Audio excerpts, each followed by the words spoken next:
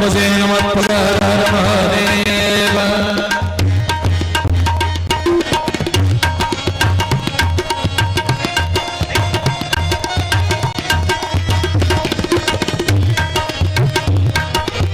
Hello hello.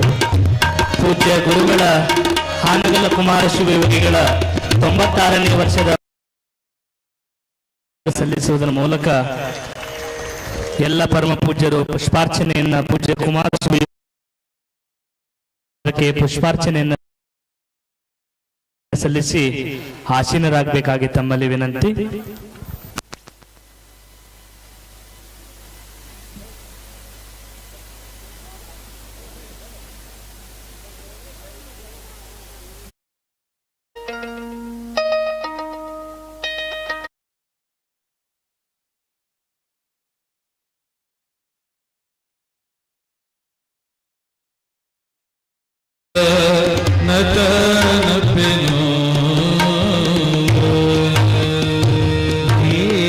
ನನ್ನ ತಾಯಿ ತಂದೆ ನೀನೆನ್ನ ಗುರುದೈವ, ನೀನೆನ್ನ ಬಂಧು ಬಳಗಂ ಗುರುವೆ, ನಿನಗೆನ್ನ ಮಾನಸವೇ ಹಾನಗಲ್ಲೆಂದರೇನಯ್ಯ. ನಿಮ್ಮ ದಿವ್ಯ ಪಾದಾಂಬುಜವನು ಜಾನಿಪೆನು ನಿನ್ನ ಜಾನವಿದನ್ನ ಜೀವನಂ. ನೀನೇ ಸಲವು ಕುಮಾರ ಸುಕುಮಾರ, ನಾನೇ ಸುಪುಣ್ಯವನು ಮಾಡಿದ್ದನೋ, ನಿನ್ನ ನೆನವು ದೊರೆದುದು ಕುಮಾರ, ನಿನ್ನ ನೆನವು ದೊರೆದುದು ಕುಮಾರ.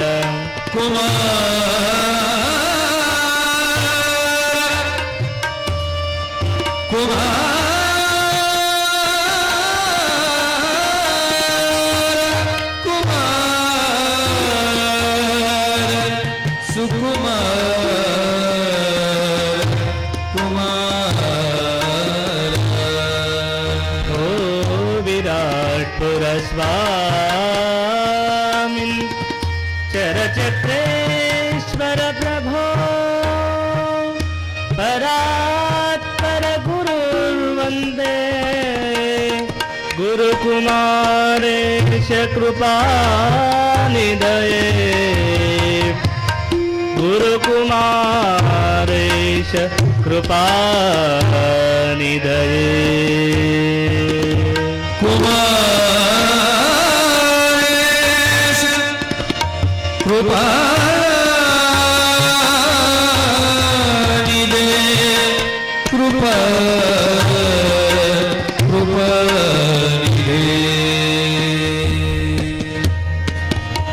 ಹಾನಗಲ್ಲ ಕುಮಾರ ಶಿವಯೋಗಿಗಳ 96ನೇ ಪುಣ್ಯ ಸ್ಮರಣೋತ್ಸವದೊಳಗೆ ನಾವೆಲ್ಲ ಭಾಗಿಯಾಗಿದ್ದೀವಿ. ಈ ಒಂದು ಕಾರ್ಯಕ್ರಮದ ಪ್ರಾರ್ಥನೆಯನ್ನ ಕುಮಾರ ಶಿವಯೋಗಿಯ ಪ್ರಾರ್ಥನೆ ಮೂಲಕ ಪ್ರಾರಂಭಿಸೋಣ. ಆ ಪ್ರಾರ್ಥನೆ ಗೀತೆಯನ್ನ ದರೂರಿನ ಪರಮಪೂಜ್ಯ ಕಟ್ಟೂರು ಮಹಾಸ್ವಾಮಿಗಳು ನೆರವೇರಿಸಿದ ನಂತರ ಕುಮಾರ ಶಿವಯೋಗಿಗಳ ಜೀವನ ದರ್ಶನಕ್ಕೆ ನಾವೆಲ್ಲ ಅನಿಯ. ಹಾನಗಲ್ಲ ಗುರುಕುಮಾರನೇ ಶಿವಯೋಗ ಮಂದಿರದ ಕರ್ತಾರನೇ, ಪ್ರಣವ ರೂಪ ಹಾನಗಲ್ಲ ಗುರುಕುಮಾರನೇ ಶಿವಯೋಗ ಮಂದಿರದ ಕರ್ತಾರನೇ. ಮನಸಾರೆ ಶರಣು ಬಂದೆ, ಮನಸಾರೆ ಶರಣು ಬಂದೆ, ಪೊರೆಯೋ ದೇವನೇ, ಪೊರೆಯೋ ದೇವನೇ, ಓ ಪೊರೆಯೋ ದೇವನೇ. ಪ್ರಣವ ರೂಪ ಹಾನಗಲ್ಲ ಗುರುಕುಮಾರನೇ, ಗುರುಕುಮಾರನೇ, ಓ ಗುರುಕುಮಾರನೇ.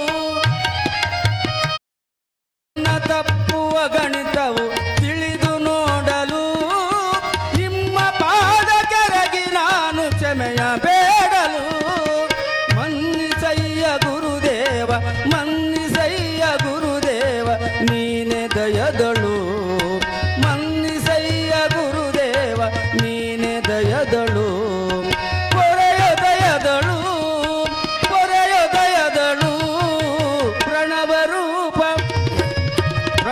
ರೂಪ ಹಾನಗಲ್ಲ ಗುರುಕುಮಾರನೇ ಶಿವಯೋಗ ಮಂದಿರದ ಕರ್ತಾರನೇ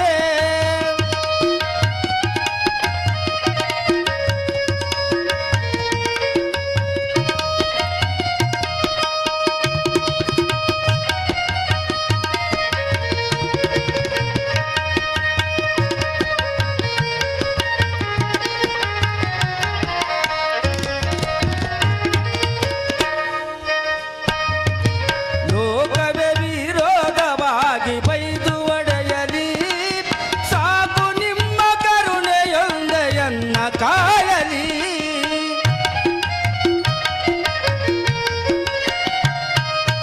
ಲೋಕವೇ ವಿರೋಧವಾಗಿ ಬೈದು ಒಡೆಯಲಿ ಸಾಕು ನಿಮ್ಮ ಕರುಣೆಯೊಂದೆಯನ್ನ ಕಾಯಲಿ ಯಾಕೋ ಏನೋ ನಂಬಿ ಬಂದೆ ಭಕ್ತಿ ಮನದಲ್ಲಿ ಯಾಕೋ ಏನೋ ನಂಬಿ ಬಂದೆ ಭಕ್ತಿ ಮನದಲ್ಲಿ ಕಾಯೋ ಕೃಪೆಯಲಿ ಪ್ರಣವ ರೂಪ ಹಾನಗಲ್ಲ ಗುರುಕುಮಾರನೇ ಶಿವಯೋಗ ಮಂದಿರದ ಕರ್ತಾರನೇ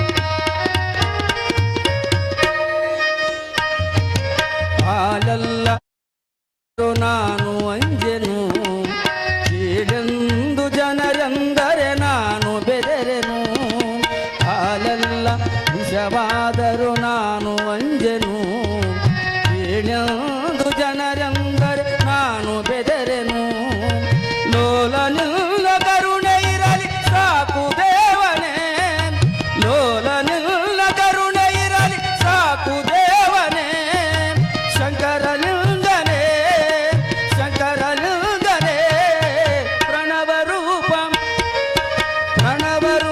ಹಾನಗಲ್ಲ ಗುರುಕುಮಾರನೇ ಶಿವಯೋಗ ಮಂದಿರದ ಕರ್ತಾರನೇ ಶಿವಯೋಗ ಮಂದಿರದ ಕರ್ತಾರನೇ ಶಿವಯೋಗ ಮಂದಿರದ ಕರ್ತಾರನೇ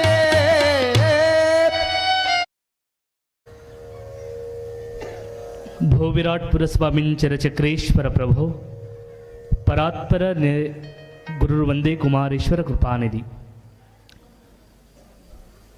ಸಮಾಜಕ್ಕಾಗಿ ಸವಿಸಿದನು ತನ್ನ ತನುವ, ಸಂಸ್ಕೃತಿಗಾಗಿ ಸೂರ್ಯಗೈದನು ತನ್ನ ಧನವ, ಶಿವಯೋಗಕ್ಕಾಗಿ ಮೀಸಲಿಟ್ಟನು ತನ್ನ ಮನವ, ತನುಮನ ಧನ ವಂಚಕನಲ್ಲವಯ್ಯ, ಶ್ರೀ ನಿಡುಮಾಮಿಡಿ ಶ್ರೀಗಿರಿ ಸೂರ್ಯಸಿಂಹಾಸನಾಧೀಶವಾಸ ಶ್ರೀ ಗುರುಕುಮಾರೇಶ್ವರ. ಸದಾ ಸ್ಮರಣೀಯ ಬಸವಾದಿ ಪ್ರಮದರನ್ನು ಸ್ಮರಣೆ ಮಾಡಿಕೊಂಡು ಕಾರಣಿಕ ಯುಗ ಪುರುಷ ಸಮಾಜದ ಸಂಜೀವಿನಿ ಕತ್ತಲುಂಡ ಸಮಾಜಕ್ಕೆ ಬೆಳ್ಳಂ ಬೆಳಕು ನೀಡಿದ ಮಹಾನುಗ ಪುರುಷ ಅಪ್ಪ ಹಾನಗಲ್ಲ ಗುರುಕುಮಾರೇಶನನ್ನು ಸ್ಮರಣೆ ಮಾಡಿಕೊಂಡು ಕ್ಷೇತ್ರದ ಅಧಿಪತಿ ನಿಮ್ಮೆಲ್ಲರ ಪರಮಾರಾಧ್ಯ ಗುರುಗಳು ಬಳಲಿ ಬಂದ ಭಕ್ತರ ಭಾಗ್ಯನಿಧಿಗಳಾಗಿರುವ ಚೆನ್ನಬಸವ ತಾತನ ದಿವ್ಯಶಕ್ತಿಗೆ ನತಮಸ್ತಕನಾಗಿ ಕ್ಷೇತ್ರನಾಥನಾಗಿರುವ ತೋಂಟದಾರ್ಯ ಮಹಾಶಿವಯೋಗಿಗಳ ಗದ್ದುಗೆಗೆ ಅನಂತ ಪ್ರಣಾಮಗಳನ್ನು ಸಮರ್ಪಣೆಯನ್ನು ಮಾಡಿ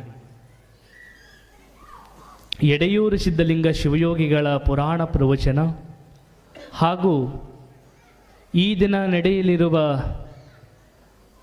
ಕಾವಿ ಕುಲದ ತಿಲಕ ಮಹಾಗುರುವರ್ಯ ಈ ಸಮಾಜವನ್ನು ಬೆಳಗಿದ ದಿವ್ಯಮೂರ್ತಿ ಹಾನಗಲ್ಲ ಕುಮಾರ ಶಿವಯೋಗಿಗಳ 96ನೇ ವರ್ಷದ ಪುಣ್ಯ ಸ್ಮರಣೋತ್ಸವ ಈ ಸಮಾರಂಭದ ಸಾನ್ನಿಧ್ಯವನ್ನು ವಹಿಸಿರುವ ತ್ರಿಕಾಲಲಿಂಗ ಪೂಜಾ ನಿಷ್ಠರು ಸರ್ವ ಭಕ್ತರನ್ನು ಲಿಂಗ ಪೂಜೆಯ ಶಕ್ತಿಯಿಂದ ಅನೇಕ ಭಕ್ತರ ಬಾಳನ್ನು ಬೆಳಗುತ್ತಿರುವಂತಹ ಪೂಜ್ಯನೀಯ ಗುರುಗಳಾಗಿರುವ ಶ್ರೀಮನ್ನಿರಂಜನ ಪ್ರಣವ ಸ್ವರೂಪ ಡಾಕ್ಟರ್ ಸಿದ್ಧಲಿಂಗ ಮಹಾಸ್ವಾಮಿಗಳವರ ಅಡಿದಾವರಗಳಿಗೆ ಅನಂತ ಕೋಟಿ ಪ್ರಣಾಮಗಳನ್ನು ಸಮರ್ಪಣೆಯನ್ನು ಮಾಡಿ, ವೇದಿಕೆಯ ಮೇಲೆ ಆಸೀನರಾಗಿರುವ ಎಲ್ಲ ಪರಮ ಪೂಜ್ಯರಲ್ಲಿ ಪ್ರಣಾಮಗಳನ್ನು ಸಮರ್ಪಣೆಯನ್ನು ಮಾಡಿ, ಈ ಸಭೆಗೆ ತಮ್ಮದೇ ಆದ ಸಂಗೀತದ ಸೇವೆ ಮೂಲಕ ಮೆರಗನ್ನು ತುಂಬುತ್ತಾ ಇರುವಂತಹ ನನ್ನೆಲ್ಲ ಸಂಗೀತ ಕಲಾ ಬಳಗದವರಲ್ಲಿ ಶರಣುಗಳನ್ನು ಸಮರ್ಪಣೆಯನ್ನು ಮಾಡಿ, ನಿತ್ಯ ನಿರಂತರವಾಗಿ ನಡೆಯುವಂಥ ಈ ಪುರಾಣ ಪ್ರವಚನದಲ್ಲಿ ಭಾಗವಹಿಸಿ ಪುರಾಣ ಪ್ರವಚನದ ಒಂದೆರಡು ಮಾತುಗಳನ್ನು ಕೇಳಿ ಜೀವನ ಪಾವನವನ್ನು ಮಾಡಿಕೊಳ್ಳಲು ಆಗಮಿಸಿರುವ ಚನ್ನಬಸವೇಶನ ಕರುಣೆಯ ಕಂದರೆ ತಮ್ಮೆಲ್ಲರಿಗೂ ನಮ್ಮ ಶರಣು ಶರಣಾರ್ಥಿಗಳು.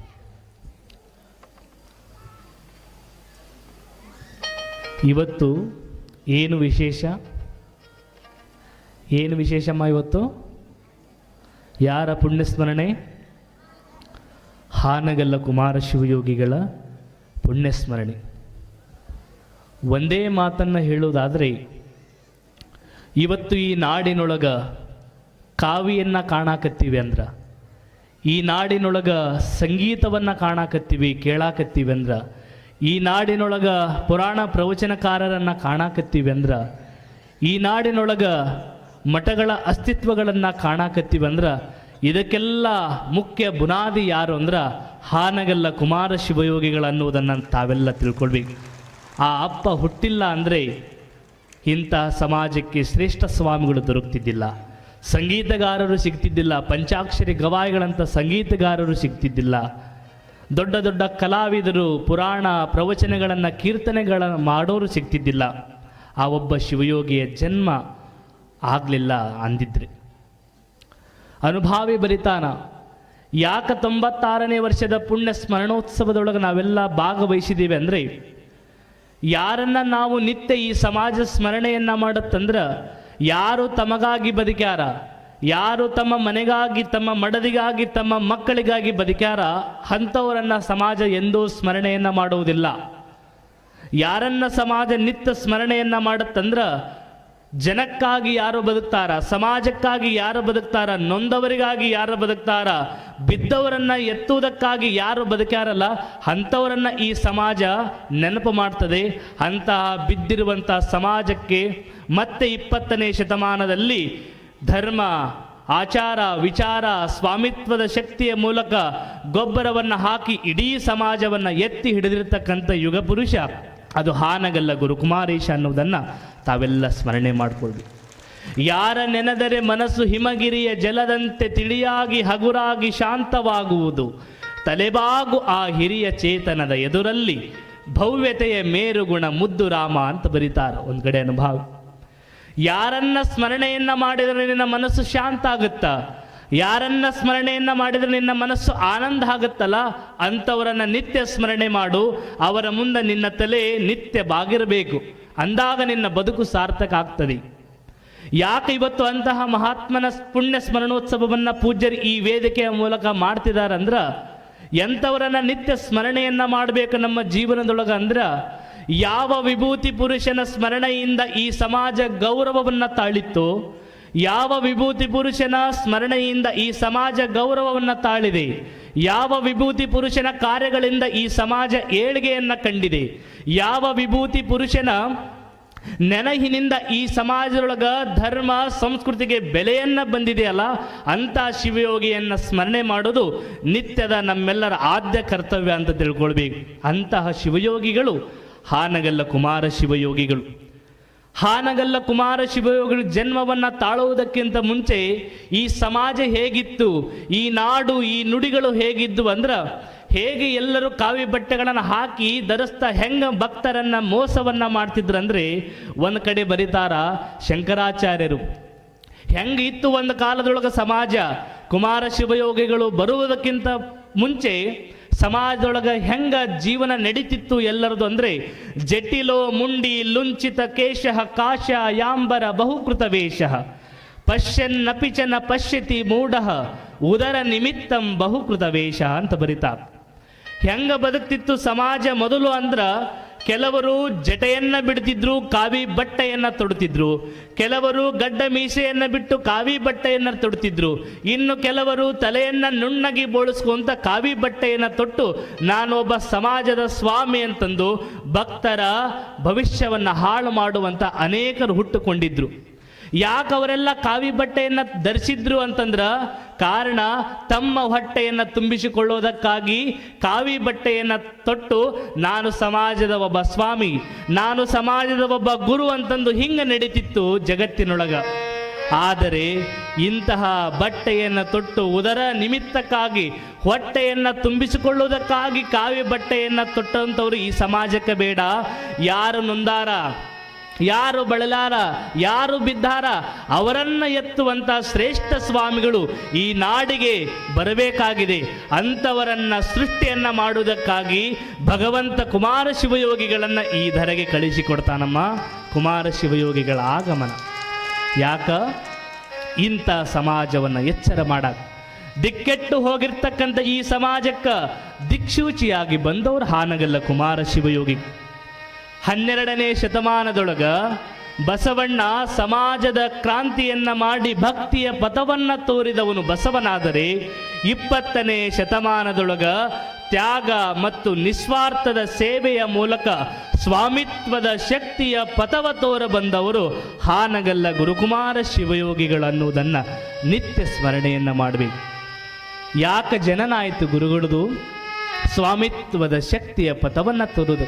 ಯಾರು ಸ್ವಾಮಿಗಳು, ಯಾರು ಭಕ್ತರು, ಭಕ್ತನಾದವನು ಹೇಗಿರಬೇಕು, ಅವನ ಲಕ್ಷಣಗಳು ಏನು, ಯಾರಿಗೆ ಸ್ವಾಮಿ ಅಂತಾರ, ಸ್ವಾಮಿ ಆದವನ ವೇಷಭೂಷಣಗಳು ಏನು, ಇವೆಲ್ಲವನ್ನ ಈ ನಾಡಿಗೆ ಕರುಣಿಸಿಕೊಟ್ಟವರು ಹಾನಗಲ್ಲ ಕುಮಾರ ಶಿವಯೋಗಿ. ಹಾನಗಲ್ಲ ಕುಮಾರೇಶ ಹುಟ್ಟಿಲ್ಲ ಅಂದಿದ್ರೆ ಇವತ್ತು ನಾವ್ಯಾರು ನಿಮ್ಮ ಕಣ್ಣಿಗೆ ಕಾಣ್ತಿದ್ದಿಲ್ಲ. ನೀವೆಲ್ಲರೂ ಹಿಂಗ ಒಂದು ಮಠದೊಳಗ ಪುರಾಣ ಪ್ರವಚನವನ್ನ ಕೇಳಿ ಭಗವಂತನ ಧ್ಯಾನವನ್ನ ಮಾಡಕ್ಕಿದ್ದಿಲ್ಲ. ಯಾಕಂದ್ರ ಅಂತಹ ಹಾಳಗೆಟ್ಟ ಸಮಾಜ ಅವತ್ತು ನಿರ್ಮಾಣ ಆಗಿತ್ತು. ಇಂತಹ ಸಮಾಜವನ್ನು ಉದ್ಧಾರ ಮಾಡಬೇಕು, ಇಂತಹ ಸಮಾಜವನ್ನು ಎತ್ತಿಡಬೇಕು, ಬಿದ್ದವರನ್ನ ಎತ್ತಿಡಬೇಕಂತಂದು ಭಗವಂತ ಹಾನಗಲ್ಲ ಕುಮಾರ ಶಿವಯೋಗಿಗಳನ್ನ ಈ ಧರೆಗೆ ಕಳಿಸಿಕೊಟ್ಟ. ಕುಮಾರ ಶಿವಯೋಗಿಗಳು ಹೆಂಗೆ ಬದುಕಿದ್ರು, ಯಾವುದಕ್ಕಾಗಿ ಕುಮಾರ ಶಿವಯೋಗಿಗಳ ಜೀವನ ಅಂದ್ರ ಅವರು ಕೇವಲ ತಮ್ಮ ಆತ್ಮೋದ್ಧಾರಕ್ಕಾಗಿ ಬದುಕಿದವರಲ್ಲ ಹಾನಗಲ್ಲ ಕುಮಾರ ಶಿವಯೋಗಿಗಳು. ಹಾನಗಲ್ಲ ಕುಮಾರ ಶಿವಯೋಗಿಗಳು ಕೇವಲ ಆತ್ಮೋದ್ಧಾರಕ್ಕಾಗಿ ಬದುಕಿದವರಲ್ಲ, ಇಡೀ ಸಮೃದ್ಧ ಸಮಾಜದ ಏಳಿಗೆಗಾಗಿ ಬದುಕಿದವರು. ಕುಮಾರ ಶಿವಯೋಗಿಗಳು ಕೇವಲ ನುಡಿದವರಲ್ಲ, ನಡೆದು ತೋರಿದ ಜಂಗಮ ಪುಂಗವರು ಹಾನಗಲ್ಲ ಕುಮಾರ ಶಿವಯೋಗಿ. ಹಾನಗಲ್ಲ ಕುಮಾರ ಶಿವಯೋಗಿಗಳು ಬರೀ ಪದವಿಯನ್ನ ಪಡೆದುಕೊಂಡು ನಾಡನ್ನ ಸುತ್ತಿದವರಲ್ಲ, ಪದವೀಧರರನ್ನ ಈ ನಾಡಿಗೆ ಕೊಟ್ಟವರು ಹಾನಗಲ್ಲ ಕುಮಾರ ಶಿವಯೋಗಿಗಳು. ಹಾನಗಲ್ಲ ಕುಮಾರ ಶಿವಯೋಗಿಗಳು ಅಂದ್ರೆ ಮಠದೊಳಗ ನಿತ್ಯ 3 ಹೊತ್ತು ಪ್ರಸಾದವನ್ನು ಸ್ವೀಕಾರ ಮಾಡ್ತಾ ಉಣ್ತಾ ಕುಂತವರಲ್ಲ, ಈ ಸಮಾಜಕ್ಕೆ ಧರ್ಮ, ಅನ್ನ, ಅಕ್ಷರ ಅರಿವನ್ನ ಉಣಿಸಿರ್ತಕ್ಕಂಥ ನಮ್ಮ ಕಾಲದ, ನಮ್ಮ ದಿನಮಾನದ ಶ್ರೇಷ್ಠ ಮಹಾಂತ ಅಂದ್ರೆ ಅದು ಹಾನಗಲ್ಲ ಕುಮಾರ ಶಿವಯೋಗಿ.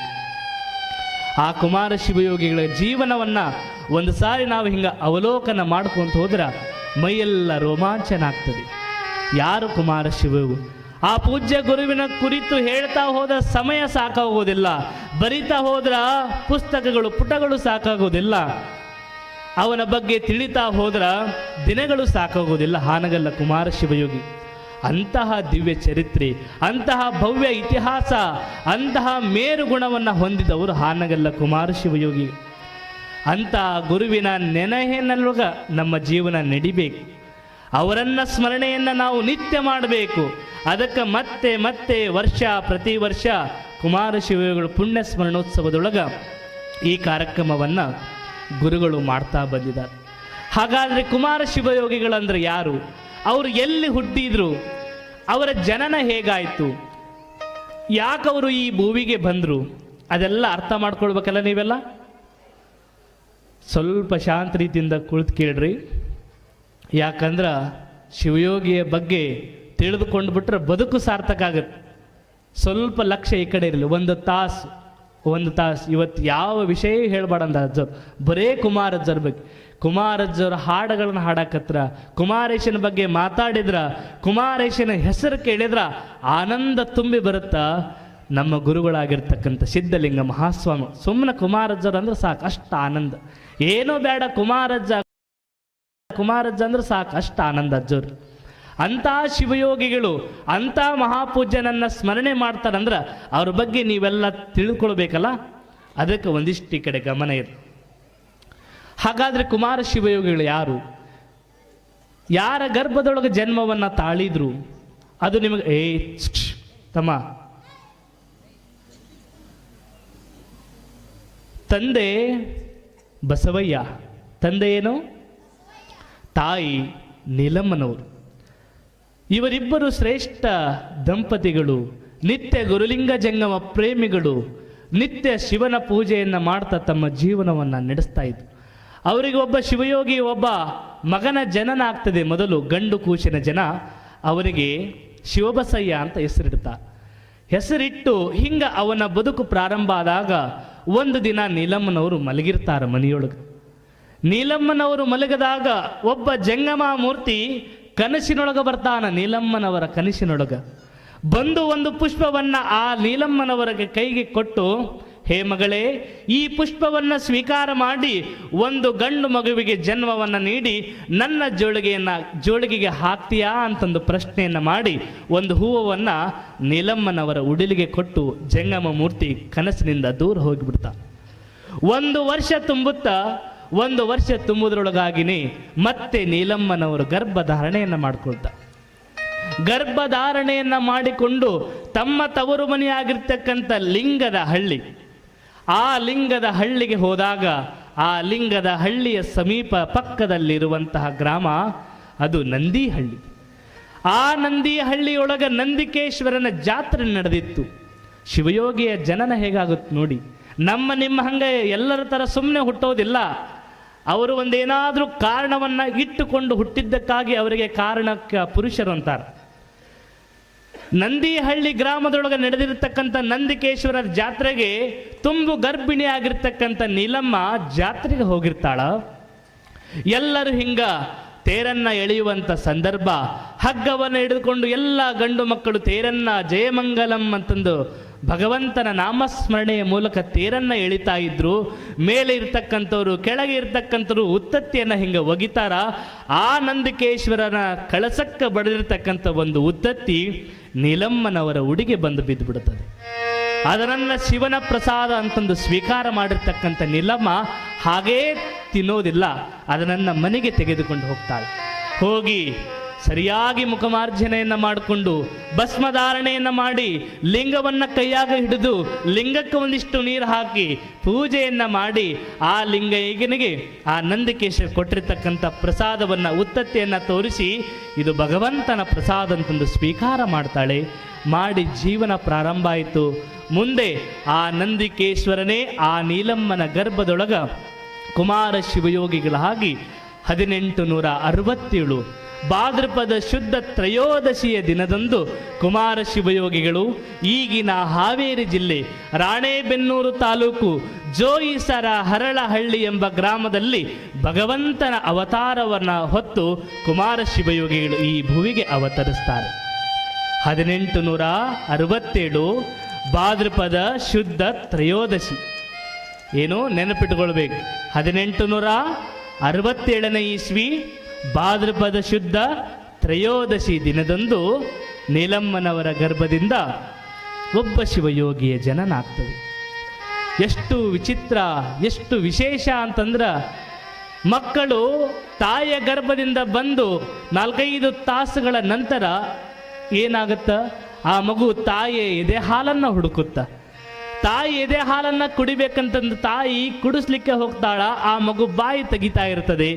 ಆದ್ರೆ ಇಲ್ಲಿ ಒಂದು ವಿಶೇಷ ಏನಂದ್ರೆ, 4 ದಿನಗಳ ಕಾಲ ಆ ಮಗು ಹಾಲನ್ನೇ ಕುಡಿಲಿಲ್ಲ, ತಾಯಿಯ ಎದೆ ಹಾಲನ್ನೇ ಮುಟ್ಲಿಲ್ಲ, ಬರೇ ಅಳ್ತಾ ಇತ್ತು. 4-6 ಜನ ಮಾತಾಡ್ಕೊಂಡ್ರು, ಯಾಕ ಹಾಲನ್ನು ಕುಡಿತಾ ಇಲ್ಲ ಮಗು? ಬಹುಶಃ ಆ ಮಗುವಿಗೆ ಯಂತ್ರ ಮಂತ್ರಗಳನ್ನು ಮಾಡಿಸ್ರಿ, ಇಲ್ಲ ಯಾವುದೋ ಮಂತ್ರವಾದಿಗಳ ಕಡೆ ಕರ್ಕೊಂಡು ಹೋಗ್ರಿ, ಒಂದು ಕರಿದಾರವನ್ನು ಕಟ್ಟಿಸ್ರಿ ಅಂತ ಒಂದು 4 ಜನ ಸಮಾಜದವರು. ಯಾಕ ಮಗು ಹಾಲು ಕುಡಿತಾ ಇಲ್ಲ? ಆಗ ತಾಯಿ ನೀಲಮ್ಮ ಯಾರ ಮಾತನ್ನು ಕೇಳದೆ ಒಂದು ದಿನ ತನ್ನಷ್ಟಕ್ಕೆ ತಾನು ವಿಚಾರ ಮಾಡಿ ಏನು ಮಾಡ್ತಾಳೆ ತಾಯಿ ಅಂದ್ರೆ ಆ ಕೂಸನ್ನ ಪೂಜೆಯ ಕೋಲಿಗೆ ಕರ್ಕೊಂಡು ಹೋಗ್ತಾಳೆ. ಹೋಗಿ ಆ ಮಗುವಿಗೆ ಭಸ್ಮಧಾರಣೆಯನ್ನು ಮಾಡಿ ಶಿವ ಶಿವ ಅಂತಂದು ಭಸ್ಮಧಾರಣೆಯನ್ನು ಮಾಡಿ ಮೈತುಂಬ ಹಿಂಗ ಭಸ್ಮ ಸವರಿಸಿದಾಕ್ಷಣ ಆ ಮಗು ಹಾಲನ್ನು ಕುಡ್ಯಾಕ ಪ್ರಾರಂಭ ಮಾಡ್ತಂತ. ನೋಡಿ ಎಷ್ಟು ವಿಶೇಷಲ. ಭಸ್ಮಧಾರಣೆ ಮಾಡುವತನ ಆ ಮಗು ಹಾಲನ್ನೇ ಕುಡಿಲಿಲ್ಲ.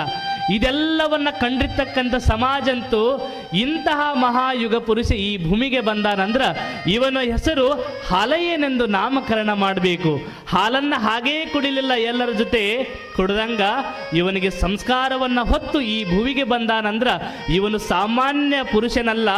ಇವನು ಸುಮ್ಮನೆ ಈ ಭೂಮಿಗೆ ಬಂದವನಲ್ಲ, ವಿಷಮಯವಾಗಿರ್ತಕ್ಕಂಥ ಈ ಸಮಾಜಕ್ಕೆ ಅಮೃತ ಸಮಾನವಾಗಿರ್ತಕ್ಕಂಥ ಹಾಲನ್ನ ಉಣಸಾಕ ಈ ಸಮಾಜಕ್ಕೆ ಬಂದಾನಂದ ಮೇಲೆ ಇವನು ಹಾಲಯ್ಯನೇ ಅನ್ನುವ ನಾಮಕರಣವನ್ನ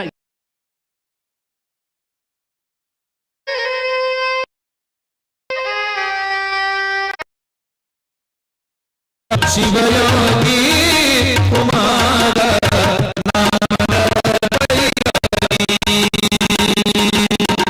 ಜಯ ಮಂಗಲಂ ಜಯ ಪಾರ್ವತೇಶ್ವರ ಮಹಾದೇವ ಆನಗಲ್ಯ ಗುರುಕುಮಾರೇಶ್ವರ ಮಹಾರಾಜ್ ಕಿ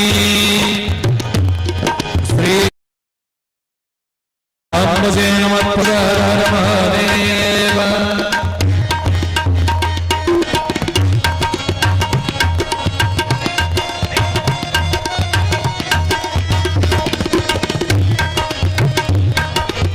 ಹಲೋ ಪೂಜ್ಯ ಗುರುಗಳ ಹಾನಗಲ್ಲ ಕುಮಾರ ಶಿವಯೋಗಿಗಳ 96ನೇ ವರ್ಷದ ಸಲ್ಲಿಸುವುದರ ಮೂಲಕ ಎಲ್ಲ ಪರಮ ಪೂಜ್ಯರು ಪುಷ್ಪಾರ್ಚನೆಯನ್ನ ಪೂಜ್ಯ ಕುಮಾರ ಶಿವಯೋಗಿಗೆ ಪುಷ್ಪಾರ್ಚನೆಯನ್ನ ಸಲ್ಲಿಸಿ ಆಸೀನರಾಗಬೇಕಾಗಿ ತಮ್ಮಲ್ಲಿ ವಿನಂತಿ.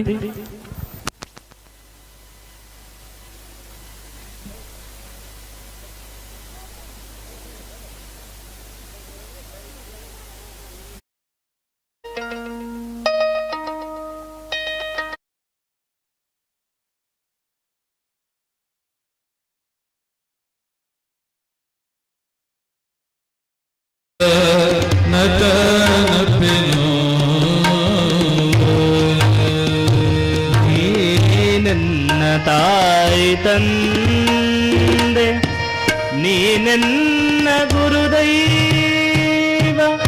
ನೀನೆನ್ನ ಬಂಧು ಬಳಗಂ ಗುರುವೆ, ನಿನಗೆನ್ನ ಮಾನಸವೇ ಹಾನಗಲ್ಲೆಂದರೇನಯ್ಯ.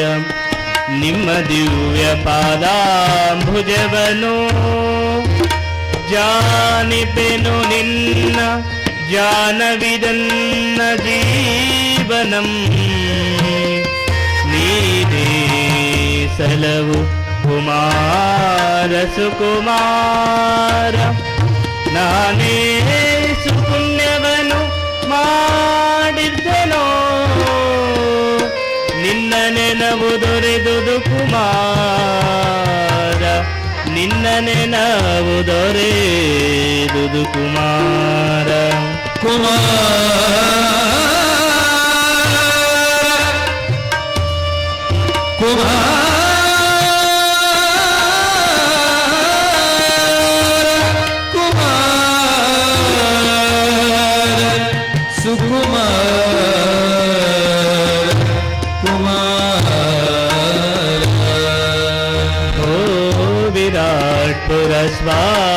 स्वामिन् चरचक्रेश्वर प्रभो परात्पर गुरुर्वन्दे।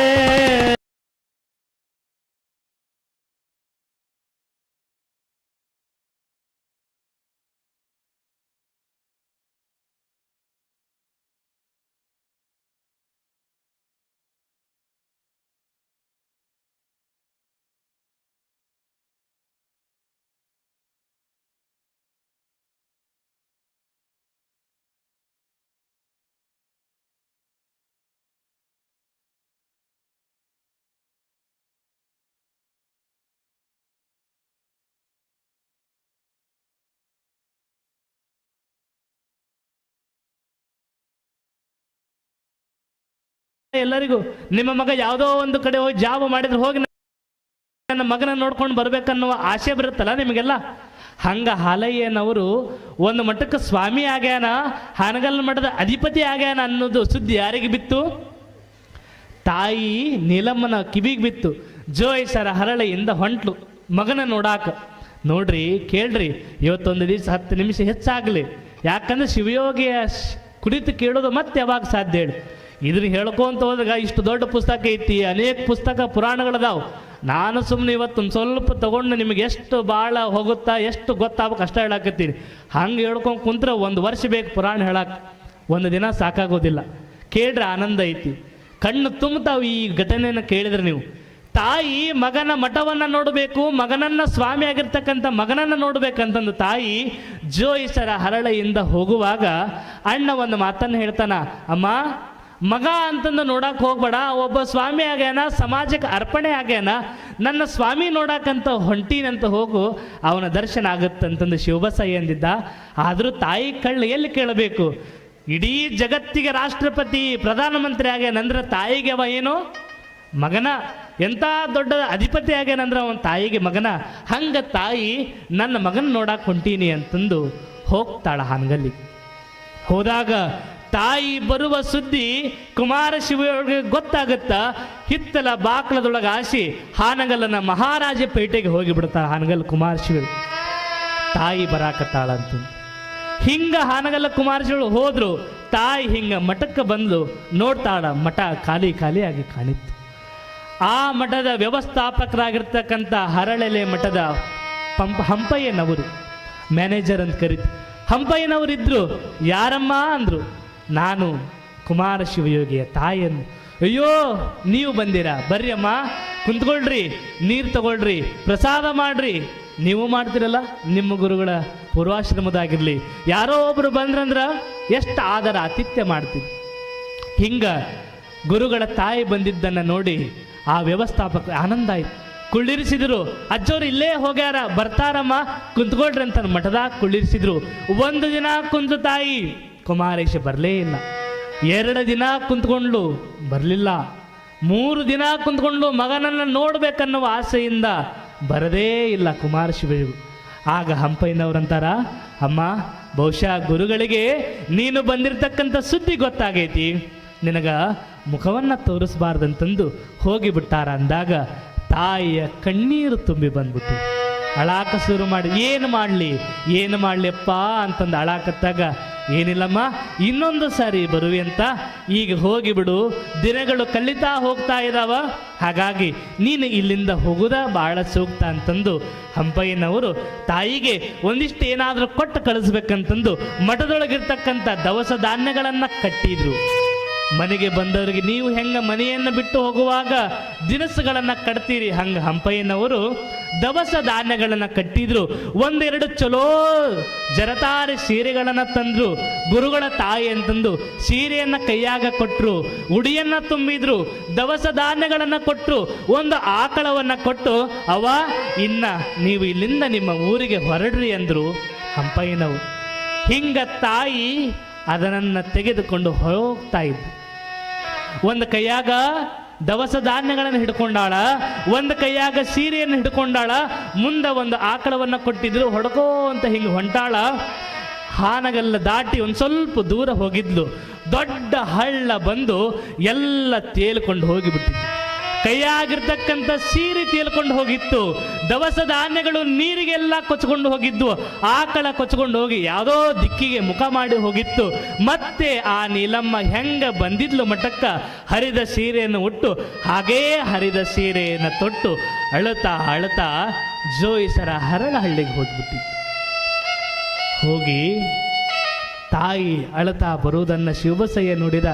ಯಾಕಮ್ಮ, ಯಾಕ ಕಣ್ಣು ತುಂಬಿ ಬರಾಕತ್ತವಲ್ಲ ಅಂದಾಗ, ಯಪ್ಪ ನೀನು ಹೇಳಿದೋ ಮಗ ಅನ್ನೋ ಭಾವನದೊಳಗೆ ಹೋದ್ರ ಕುಮಾರ ದರ್ಶನ ಕೊಡೋದಿಲ್ಲ ಅಂದಿದ್ದಿ, ಆದರೂ ಹಡದ ಕಳ್ಳಪ್ಪ, ಆ ಮಗ ಅನ್ನೋ ಪ್ರೀತಿಯಿಂದ ಹೋದೆ, ಶಿವಯೋಗಿ ದರ್ಶನನ ಆಗ್ಲಿಲ್ಲಪ್ಪ, ಆ ಶಿವಯೋಗಿಯ ಮಠದೊಳಗಿರ್ತಕ್ಕಂಥ ಪ್ರಸಾದ ಕೂಡ ನನಗೆ ದಕ್ಕಲಿಲ್ಲಲ್ಲಪ್ಪ ಅಂತಂದು ತಾಯಿ ಬಿಕ್ಕಿ ಬಿಕ್ಕಿ ಅಳಾಕ ಶುರು ಮಾಡಿ. 3 ದಿನ ಆದ ಮೇಲೆ ಹಾಲಯ್ಯ ಕುಮಾರ ಶಿವಯೋಗಿ ಮಠಕ್ಕೆ ಬಂದರು. ಅರಳೆಲೆ ಮಠದ ಹಂಪಯ್ಯನವರು ಕುಮಾರ ಶಿವಯೊಳಗೆ ದೀರ್ಘ ದಂಡ ನಮಸ್ಕಾರವನ್ನ ಮಾಡಿ, ಯಪ್ಪ ಗುರುದೇವ, ನಿಮ್ಮ ತಾಯಿ ಬಂದಿದ್ಲು, 3 ದಿನ ನಿಮಗಾಗಿ ಕಾದ್ಲು, ನೀವು ದರ್ಶನ ಕೊಡ್ಲಿಲ್ಲ, ಹೋಗಿ ಬಿಟ್ಲು ಅಂದು. ಆಗಲೇ ಒಳ್ಳೇದಾಗಲಿ ಅಂದ್ರು. ಹೆಂಗ ಕಳಿಸಿದ್ರಿ ಅವ್ರನ್ನ ಅಂದಾಗ ಹಂಪಯ್ಯನವರು ಖುಷಿ ಖುಷಿಯಾಗಿ ಹೇಳಿದ್ರು, ನೋಡ್ರಿ, ದವಸ ಧಾನ್ಯಗಳನ್ನು ಒಂದು ಚೀಲ ತುಂಬ ಕಟ್ಟಿದ್ಯಾ, ಜೊತೆಗೆ 2 ಜರತಾರೆ ಸೀರೆಗಳನ್ನು ಕೊಟ್ಟಿದ್ದೆ, ಕುಪ್ಪಸಗಳನ್ನು ಕೊಟ್ಟಿದ್ದೆ, ಒಂದು ಆಕಳವನ್ನ ಕೊಟ್ಟು ತಾಯಿಯನ್ನ ಚಲೋ ರೀತಿಯೊಳಗೆ ಕಳಿಸಿಕೊಟ್ಟೀನಿ ಅನ್ನೋ ಮಾತನ್ನ ಮ್ಯಾನೇಜರ್, ಆ ವ್ಯವಸ್ಥಾಪಕರು ಹೇಳಿದಾಗ ಕುಮಾರಶಿವರಿಗೆ ಸಿಟ್ಟು ಬಂದುಬಿಡು. ಯಾರನ್ನ ಕೇಳಿ ಕೊಟ್ಟೀನು? ಈ ಮಠದ ರೊಕ್ಕವನ್ನ, ಈ ಮಠದ ಆಕಳವನ್ನ, ಈ ಮಠದ ದವಸ ಧಾನ್ಯಗಳನ್ನ, ಈ ಮಠದ ರೊಕ್ಕದಿಂದ ತಂದಿರತಕ್ಕಂಥ ಸೀರೆಯನ್ನ ಯಾರನ್ನ ಕೇಳಿ ಕೊಟ್ಟೆವು ನೀನು ಹಂಪಯ್ಯ? ಯಪ್ಪ, ನಿಮ್ಮ ತಾಯಿಗೆ ಕೊಟ್ಟೀನಿ ಅಂದ. ನೋಡೋ, ಇದು ಸಮಾಜದ ರೊಕ್ಕು, ನಾನು ದುಡಿದಿರ್ತಕ್ಕಂಥದ್ದಲ್ಲ. ಇದು ಸಮಾಜದ ರೊಕ್ಕು, ಸಮಾಜಕ್ಕೆ ವಿನಿಯೋಗ ಆಗ್ಬೇಕೇ ವಿನಃ ನಮ್ಮ ವೈಯಕ್ತಿಕಕ್ಕೆ ವಿನಿಯೋಗ ಆಗಬಾರ್ದು. ಎಂತ ಮಾತ್ರಿ? ಸಮಾಜದ ರೊಕ್ಕ ಸಮಾಜಕ್ಕೆ ವಿನಿಯೋಗ ಆಗಬೇಕು, ನಮ್ಮ ಪೂರ್ವಾಶ್ರಮಕ್ಕೆ ಗಳಿಸುವುದಲ್ಲಪ್ಪ ರೊಕ್ಕ. ಆ ರೊಕ್ಕ ತೀರುವ ತನಕ ನೀನು ಮಠದೊಳಗ ಹಾಗೇ ದುಡಿಬೇಕು ನೀನು ಅನ್ನೋ ಅಪ್ಪಣೆಯನ್ನ ಪಡಿಸಿದ್ರು. ನಿನಗ 1 ರೂಪಾಯಿ ಪಗಾರವನ್ನ ಕೊಡೋದಿಲ್ಲ, ಆ ಎಲ್ಲ ರೊಕ್ಕ ತೀರುವ ತನಕ ನೀನು ಮಠದೊಳಗೆ ಹಾಗೇ ದುಡಿಬೇಕಂತ ಅಪ್ಪಣೆಯನ್ನ ಕೊಡಿಸಿದ್ರು ಹಾನಗಲ್ಲ ಕುಮಾರಶಿವ. ಹಿಂಗ ಬದುಕಿದವರು ಕುಮಾರಶಿವರು, ಸಮಾಜಕ್ಕಾಗಿ ಸಮಾಜ ಎಂದು ಬದುಕಿದವರು ಹಾನಗಲ್ಲ ಕುಮಾರಶಿವರು. ವಿಚಾರ ಮಾಡಿದ್ರು. ಒಂದು ದಿನ ಆ ಮಠದೊಳಗೆ ಕುಂತ್ಕೊಂಡಿದ್ರು. ವೈರಾಗ್ಯದ ಮಲ್ಲಣ್ಣಾರ್ಯರು ಬರ್ತಾರ ಮಠಕ್ಕ. ಬಂದು, ಯಾರು ಈ ಮಠದ ಸ್ವಾಮಿ, ನೀವ ಏನು ಅಂತಂದು ಕುಮಾರಶಿವ ಕಂಡಾಗ ಅಜ್ಜವ್ರಂತಾರ, ಜನ ಅಂತಾರಿಪ್ಪ ಅಂದ್ರು. ನಮ್ಮನ್ನ ಕೇಳಿದ್ರ, ಯಾಕೋ ಹೆಂಗ ಕಾಣಕತ್ತೈತಿ, ನಾನಾ ಮತಿ ಈ ಮಠದ ಸ್ವಾಮಿ, ನಾನಾ ಈ ಮನಿ ಒಡೆಯ ಅಂತೀವಿ ನಾವು. ಆದ್ರೆ ಕುಮಾರಜ್ಜವ್ರಂತಾರ, ಜನ ಈ ಮಠದ ಸ್ವಾಮಿ ಅಂತ ನನ್ನ ಕರೀತಾರಿಪ್ಪ ಅಂದ್ರು. ಆವಾಗ ಮಲ್ಲಣ್ಣಾರ್ಯರಂತಾರ, ತೂಗು ಮಂಚದ ಮೇಲೆ ಕುಳಿತುಕೊಂಡು ಉಯ್ಯಾಲೆಯನ್ನ ಆಡಾಕ ಕಾವೇನ ತೊಟ್ಟಿಲ್ಲೋ ನೀನು, ಸಮಾಜದ ಏಳಿಗೆಯನ್ನ ಮಾಡಬೇಕು, ನಡಿ, ಈ ತೂಗು ಮಂಚದ ಮೇಲೆ ಕುಳಿತುಕೊಳ್ಳಾಕ ನೀನು ಕಾವೇನ ತೊಟ್ಟಿಲ್ಲ ಅಂತಂದು ತಮ್ಮ ಮಾತುಗಳನ್ನು ಮಲ್ಲಣ್ಣಾರ್ಯರು ಹೇಳಿದಾಗ, ಇದೇ ನನಗ ಶಿವಯೋಗಿ ಆಜ್ಞೆ, ಇದೇ ಬಸವಲಿಂಗರ ಆಜ್ಞೆ ಅಂತಂದು ಮಲ್ಲಣ್ಣಾರ್ಯರ ಜೊತೆ ಹಳ್ಳಿಗೆ ಏಕರಾತ್ರಿ, ಪಟ್ಟಣಕ್ಕೆ ಪಂಚರಾತ್ರಿ ಅಂತಂದು ಸಂಚಾರವನ್ನ ಮಾಡ್ತಾ ಧರ್ಮ ಜಾಗೃತಿಯನ್ನ ಮಾಡ್ತಾ ಶಿವಯೋಗ ಮಂದಿರ ಸ್ಥಾಪನೆಯನ್ನು ಮಾಡಬೇಕಂತಂದು ಪೂಜ್ಯ ಗುರುಗಳ ಆಣತಿಯಂತೆ 1909 ಶಿವಯೋಗ ಮಂದಿರ ಸ್ಥಾಪನೆಯನ್ನು ಮಾಡ್ತಾರ. ಎಷ್ಟರೊಳಗ? 1909 ಬಾಗಲಕೋಟೆ ಜಿಲ್ಲೆ ಬದಾಮಿ ತಾಲೂಕು ಇಂದಿಗೆ ಶಿವಯೋಗ ಮಂದಿರ ತಲೆ ಎತ್ತಿ ನಿಂತಿದೆ. ಇಂದಿಗೆ 115 120 ವರ್ಷಗಳು ಗತಿಸ್ತಾ ಇದೆ ಶಿವಯೋಗ ಮಂದಿರ. ಇವತ್ತಿಗೂ ಅದಕ್ಕೆ ಒಂದಿಷ್ಟು ಕಿಂಚಿತ್ತು ಕಳಂಕ ಬಂದಿಲ್ಲ, ಅದಕ್ಕೆ ಕಪ್ಪು ಚುಕ್ಕಿ ಬಂದಿಲ್ಲ ಅಂದ್ರ ಆ ಶಿವಯೋಗಿಯ ಶಕ್ತಿ ಆ ಥರ ಇದೆ. ಅದಕ್ಕಾಗಿ ಇವತ್ತು ಹಾಗೆ ನಿಂದು ಎಷ್ಟೋ ಜನ ಆ ಶಿವಯೋಗ ಮಂದಿರದ ಕುರಿತು ಹೀಯಾಳಿಸಿದ್ರು, ಶಿವಯೋಗ ಮಂದಿರದ ಕುರಿತು ಮಾತಾಡಿದ್ರು, ಶಿವಯೋಗ ಮಂದಿರದ ವಿರುದ್ಧ ನಾವು ಒಂದು ಸಂಸ್ಥೆಯನ್ನ ಕಟ್ಟಬೇಕಂತಂದು ಅನೇಕರು ಹೋದ್ರು ಕೂಡ ಆ ಸಂಸ್ಥೆಯನ್ನ ಮುಟ್ಟಾಕ್ ಸಾಧ್ಯ ಇಲ್ಲ. ಅಂದ್ರ ಆ ಶಿವಯೋಗಿಯ ಶಕ್ತಿ ಆ ರೀತಿ. ಶಿವಯೋಗ ಮಂದಿರ ಸ್ಥಾಪನೆಯನ್ನು ಮಾಡಿದ್ರು. ಯಾಕೆ ಶಿವಯೋಗ ಮಂದಿರ ಸ್ಥಾಪನೆ ಮಾಡಿದ್ರು? ಈ ಶಿವಯೋಗ ಮಂದಿರದಿಂದ ಒಳ್ಳೆಯ ಸ್ವಾಮಿಗಳು ನಾಡಿಗೆ ಹೋಗ್ಬೇಕು. ಈ ಶಿವಯೋಗ ಮಂದಿರದಿಂದ ಹಣೆಗೆ ಹಚ್ಚಿಕೊಳ್ಳುವಂತಹ ಶಾಸ್ತ್ರೋಕ್ತ ವಿಭೂತಿಗಳು ಈ ನಾಡಿಗೆ ಸಮರ್ಪಣೆ ಆಗ್ಬೇಕಂತ ಕನಸು ಕಂಡ್ರು. ಆ ಶಿವಯೋಗ ಮಂದಿರ ಸ್ಥಾಪನೆಗೊಂಡಾಗ ಬರೇ 7 ಜನ ಸಾಧಕರು, 7 ಸಾಧಕರಿಂದ ಪ್ರಾರಂಭಗೊಂಡಿರ್ತಕ್ಕಂಥ ಶಿವಯೋಗ ಮಂದಿರ ಇವತ್ತು 7,000 ಮಠಗಳಿಗೆ ಸ್ವಾಮಿಗಳನ್ನ 7,000 ಸ್ವಾಮಿಗಳನ್ನ ನಾಡಿಗೆ ಕೊಟ್ಟಿದೆ. ಅಂದ್ರ ಆ ಕೀರ್ತಿ ಹಾನಗಲ್ಲ ಕುಮಾರ ಶಿವಯೋಗಿ ಕಟ್ಟಿದ ಶಿವಯೋಗ ಮಂದಿರಕ್ಕನೇ ಸಲ್ಲಬೇಕು. ಅಲ್ಲಿಂದಲೇ ಎಲ್ಲ ಶಿವಯೋಗಿಗಳು ಈ ನಾಡಿಗೆ ಸಿಗುವುದು. ಅಂತ ಶಿವಯೋಗ ಮಂದಿರ ಸ್ಥಾಪನೆಯನ್ನು ಮಾಡಿ ಈ ನಾಡಿಗೆ ಕೊಟ್ಟರು. ಗೋಶಾಲೆಯನ್ನು ನಿರ್ಮಾಣ ಮಾಡಿದರು, ಗ್ರಂಥಾಲಯಗಳನ್ನು ನಿರ್ಮಾಣ ಮಾಡಿದರು, ಶಾಸ್ತ್ರೋಕ್ತ ವಿಭೂತಿಗಳನ್ನು ಕೊಟ್ಟರು. ಇಡೀ ಜಗತ್ತಿನೊಳಗೆ ನೀವೆಲ್ಲರ ಹೋಗ್ರಿ, ನಿಜವಾದ ನಿಮಗೆ ಭಸ್ಮ ವಿಭೂತಿ ಸಿಗಬೇಕಾಗಿತ್ತಂದ್ರೆ ಅದು ಶಿವಯೋಗ ಮಂದಿರದ ಪವಿತ್ರ ಗಟ್ಟಿನೇ ಸಿಗಬೇಕೆ. ಹೊರಗೆ ನೀವು ಹಚ್ಚಿಕೊಳ್ಳುವಂತಹ ಸುಣ್ಣದ ಗಟ್ಟಿಗಳನ್ನು ಹಚ್ಕೋಬಾರ್ದು. ಮನ್ಯಾಗ ಇಡ್ರಿ, ಶಿವಯೋಗ ಮಂದಿರಕ್ಕೆ ಹೋಗ್ರಿ, ಎಲ್ಲರೂ ದರ್ಶನ ಮಾಡ್ರಿ. ಕುಮಾರ್ ಚಂದ್ ಅಲ್ಲಿ ಹೋಗಿ ದರ್ಶನ ಮಾಡಿ ಶಾಸ್ತ್ರೋಕ್ತ ವಿಭೂತಿಯನ್ನು ತರ್ರಿ. ಆ ವಿಭೂತಿಯೊಳಗ ಈ ಹಣೆಯ ಬರಹವನ್ನ ದೂರ ಮಾಡುವಂಥ ಶಕ್ತಿ ಇದೆ. ಅದಕ್ಕೆ ಆ ವಿಭೂತಿ ಧಾರಣೆಯನ್ನು ಮಾಡ್ರಿ. ಆ ವಿಭೂತಿಯನ್ನು ನಿರ್ಮಾತೃ ಹಾನಗಲ್ಲ ಕುಮಾರ ಶಿವಯೋಗಿಗಳು 1914 ಅಖಿಲ ಭಾರತ ವೀರಶೈವ ಮಹಾಸಭೆಯನ್ನು ಮಾಡಿ ಈ ಸಮಾಜ ಒಂದಾಗಬೇಕಂದ್ರು 1909 ಶಿವಯೋಗ ಮಂದಿರ ನಿರ್ಮಾಣ ಮಾಡಿ ಈ ಸಮಾಜಕ್ಕೆ ಒಳ್ಳೆಯ ಸ್ವಾಮಿಗಳು ಸಿಗಬೇಕಂತಂದು ನಿರ್ಮಾಣ ಮಾಡಿದರು. ಪೂಜ್ಯ ಗುರುಗಳು ಎಲ್ಲರೂ ನಿರ್ಮಾಣ ಆಗಿದ್ದು ಎಲ್ಲಂದ್ರೆ ಅದು ಹಾನಗಲ್ಲ ಕುಮಾರೇಶನ ಛತ್ರದೊಳಗ, ಹಾನಗಲ್ಲ ಕುಮಾರೇಶನ ನೆರಳೊಳಗೆ ನಾವೆಲ್ಲ ತಯಾರಾಗಿದ್ವಿ. ಶಿವಯೋಗ ಮಂದಿರ ನಿರ್ಮಾಣ ಮಾಡಿ ಒಂದು ದಿನ ಕಾಡಶೆಟ್ಟಿ ಹಳ್ಳಿ, ಇನ್ನು 2 ಘಟನೆಯಾಗಿ ಮುಗಿದು ಬಿಡುತ್ತಾ. ಕಾಡಶೆಟ್ಟಿ ಹಳ್ಳಿಯ ಪಕ್ಕದೊಳಗಿರ್ತಕ್ಕಂಥ ಹಕ್ಕಲ ಬಸವೇಶ್ವರ ಜಾತ್ರೆಗೆ ಹೋಗಿರ್ತಾ. ಸ್ವಾಮಿಗಳು ಹೆಂಗ ಹುಟ್ಟಿದ್ರು ಗೊತ್ತಾತ ನಿಮಗ? 1909 ಶಿವಯೋಗ ಮಂದಿರದಿಂದ ಸ್ವಾಮಿಗಳು ಈ ನಾಡಿಗೆ ಕುಮಾರೇಶ ಕೊಟ್ಟ ಅನ್ನೋದು ಗೊತ್ತು. ಸಂಗೀತ ಹೆಂಗ ಹುಟ್ಟುತ್ತ ಅನ್ನೋದು ಗೊತ್ತಾಗ್ಬೇಕಲ್ಲ. ಕಾಡಶೆಟ್ಟಿ ಹಳ್ಳಿ ಹಕ್ಕಲ ಬಸವೇಶ್ವರ ಜಾತ್ರೆಗೆ ಕುಮಾರ ಶಿವಯೋಗಿಗಳು ಹೋಗಿರ್ತಾರ. ಆ ಜಾತ್ರೆಯೊಳಗ 2 ಅಂಧ ಮಕ್ಕಳು, 2 ಅಂಧ ಮಕ್ಕಳು. ಒಬ್ಬವ ಹೆಸರು ಗದಗಯ್ಯ, ಇನ್ನೊಬ್ಬನ ಹೆಸರು ಗುರುಬಸಯ್ಯ. ಗದಗಯ್ಯನಿಗೆ 9 ವರ್ಷ, ಗುರುಬಸಯ್ಯನಿಗೆ 12 ವರ್ಷ. ಅವರ ತಂದೆ ಗುರುಪಾದಯ್ಯ. ಆ 2 ಅಂಧರು ಆ ಜಾತ್ರೆಯೊಳಗ ಕುಮಾರ ಶಿವಗಳು ಬಂದು ಕುಂತಾಗ ನೋಡಲಾಗದೆ ದೇವ ನೋಡಲಾಗದೆ ಅಂತಂದು ಹಾಡ್ತಾ ಇದ್ರು ಆನಂದವಾಗಿ. ಅದನ್ನ ನೋಡಿರ್ತಕ್ಕಂಥ ಕುಮಾರ ಶಿವಯೋಗಿಗಳು ಕಣ್ಣು ತುಂಬಿ ಬರ್ತಾವು. ಇಂತಹ ಅಂಧ ಅನಾಥರು ಎಷ್ಟು ಚೆನ್ನಾಗಿ ಹಾಡ್ತಾರಲ್ಲ ಅಂತಂದು ಎಲ್ಲ ಕಾರ್ಯಕ್ರಮ ಜಾತ್ರೆ ಮುಗಿದಾಗ ಅವರು ಈರ್ವನ್ನ ಮಾತಾಡಿಸ್ತಾರ. ಅವರ ತಂದೆ ಆಗಿರ್ತಕ್ಕಂಥ ಗುರುಪಾದಯ್ಯನವರನ್ನ ಮಾತಾಡಿಸ್ತಾರ. ಯಾರೋ ಯಪ್ಪ ನಿನ್ನ ಮಕ್ಕಳನ್ನು ಅಂದಾಗ ಗುರುಪಾದಯ್ಯನವರು ಕೈ ಮುಕ್ಕೊಂಡು ಅಳ್ಕೊಂತ ಹೇಳಿದ್ರು, ಏನು ಮಾಡ್ತೀಯಪ್ಪ, ಭಗವಂತ ಕೊಟ್ಟಾನ, ಒಳ್ಳೆಯ ಮಕ್ಕಳನ್ನ ಕೊಟ್ಟಾನ ಅಂತ ನಾವು ಅನ್ಕೊಂಡ್ರ 2 ಕುರುಡ್ರು ಕೊಟ್ಟು ಬಿಟ್ಟಾನ, ಏನು ಮಾಡ್ತೀಯಪ್ಪ, 2 ಕುರುಡ್ರದಾರ ಅಂತ ಗುರುಪಾದಯ್ಯ.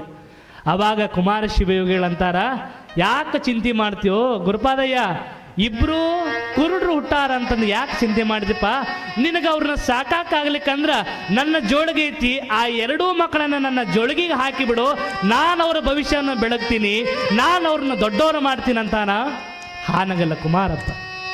ಹಿಂಗ 2 ಮಕ್ಕಳನ್ನ ಕರ್ಕೊಂಡು ಶಿವಯೋಗ ಮಂದಿರಕ್ಕೆ ಬರ್ತಾನೆ. ಬಂದು ಅವರಿಬ್ಬರಿಗೂ ಸಂಗೀತದ ಸೇವೆಯನ್ನು ನೋಡಿ ಇವ್ರಿಗೆ ಒಂದಿಷ್ಟು ಸಂಗೀತವನ್ನು ಕೊಡಿಸ್ಬೇಕು, ಇವರಿಂದ ಸಂಗೀತ ಲೋಕಕ್ಕೆ ಹೊಸ ಭಾಷ್ಯವನ್ನು ಬರಿಬೇಕಂತಂದು ಸಂಗೀತಕ್ಕೆ ಹಚ್ತಾರ.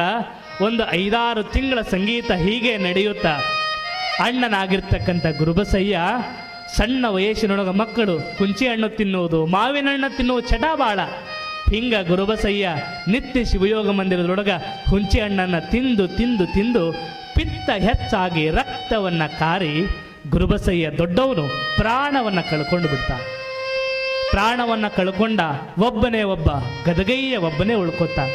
ಅವನಿಗೆ ಸಂಗೀತದ ಶಿಕ್ಷಣವನ್ನು ಕೊಡಿಸ್ಬೇಕಂತಂದು ಕುಮಾರ ಶಿವಯೋಗಿಗಳು ಶಿರಾಳಕೊಪ್ಪದ ಗದಗಯ್ಯ ಗವಾಯಿಗಳವರಿಗೆ ತಿಂಗಳಿಗೆ 25 ರೂಪಾಯಿಗಳನ್ನು ನೇಮಕ ಮಾಡಿ ಇವನಿಗೆ ಒಳ್ಳೆಯ ಸಂಗೀತವನ್ನು ಕಲಿಸ್ರಿ ಗದಗಯ್ಯನವರಿಗೆ ಅಂತಂದು ಆಶೀರ್ವಾದವನ್ನು ಮಾಡಿದರು.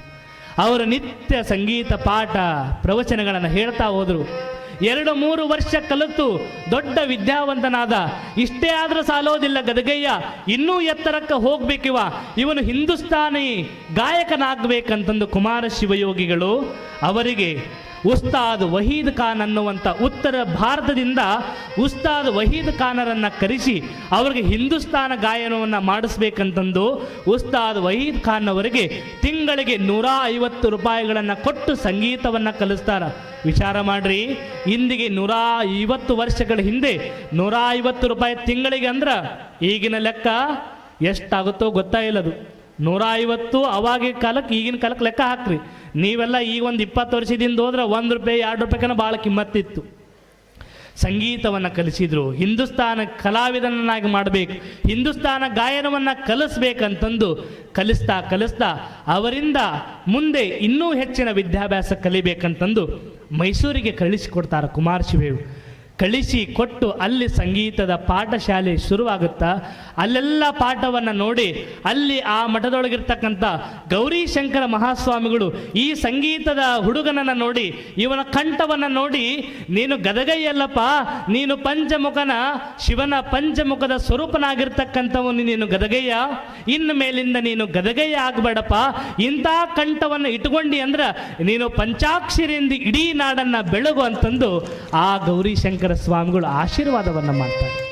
ಕುಮಾರ ಶಿವಯೋಗಿಗಳ ಆಶೀರ್ವಾದದಿಂದ ಮೈಸೂರಿಗೆ ಹೋಗಿರ್ತಕ್ಕಂಥ ಗದಗಯ್ಯ ಪಂಚಾಕ್ಷರಿ ಗವಾಯಿಯಾಗಿ ಇಡೀ ಲೋಕವನ್ನು ಬೆಳಗ್ತಾನ. ಆ ಪಂಚಾಕ್ಷರಿ ಗವಾಯಿಯನ್ನು ಈ ನಾಡಿಗೆ ಕೊಟ್ಟವರು ಯಾರು? ಹಾನಗಲ್ಲ ಕುಮಾರಶಿವ. ನೆನಪಿರಲಿ, ಬರೇ ಸಂಗೀತ ಅಂದ್ರೆ ನಮಗೆ ಪಂಚಾಕ್ಷರಿ ಗವಾಯಿಗಳೇ ನೆನಪಾಗ್ತಾರ, ಪುಟ್ಟರಾಜ ಕವಿ ಗವಾಯಿಗಳೇ ನೆನಪಾಗ್ತಾರ, ಇನ್ಯಾರೋ ಕಲಾವಿದರು ನೆನಪಾಗುವುದಲ್ಲ. ಸಂಗೀತ ಅಂದ್ರೆ ನಮಗೆ ನೆನಪಾಗುವುದು ಪಂಚಾಕ್ಷರಿ ಗವಾಯಿಗಳು, ಪುಟ್ಟರಾಜ ಕವಿ ಗವಾಯಿಗಳು. ಯಾರು ಅಂದ್ರೆ ಹಾನಗಲ್ಲ ಕುಮಾರ ಶಿವಯೋಗಿಗಳ ಆಶಯದ ಕೂಸುಗಳವರಿಬ್ಬರು ಅನ್ನೋದನ್ನು ತಾವೆಲ್ಲ ಸ್ಮರಣೆ ಮಾಡಬೇಕು. ಆ ಗುರುಬಸಯ್ಯ ಲಿಂಗದೊಳಗಾಗಿ ಪುಟ್ಟಯ್ಯಜ್ಜರ ರೂಪದಾಗ ಬಂದ್ರ ಅಂತ ಅನೇಕ ಉದಾಹರಣೆಗಳನ್ನು ಹೇಳ್ತಾರೆ. ಅದು ಇರಲಿ, ಈ ನಾಡಿಗೆ ಸಂಗೀತವನ್ನು ಕೊಟ್ಟವನು ಕುಮಾರೇಶ್.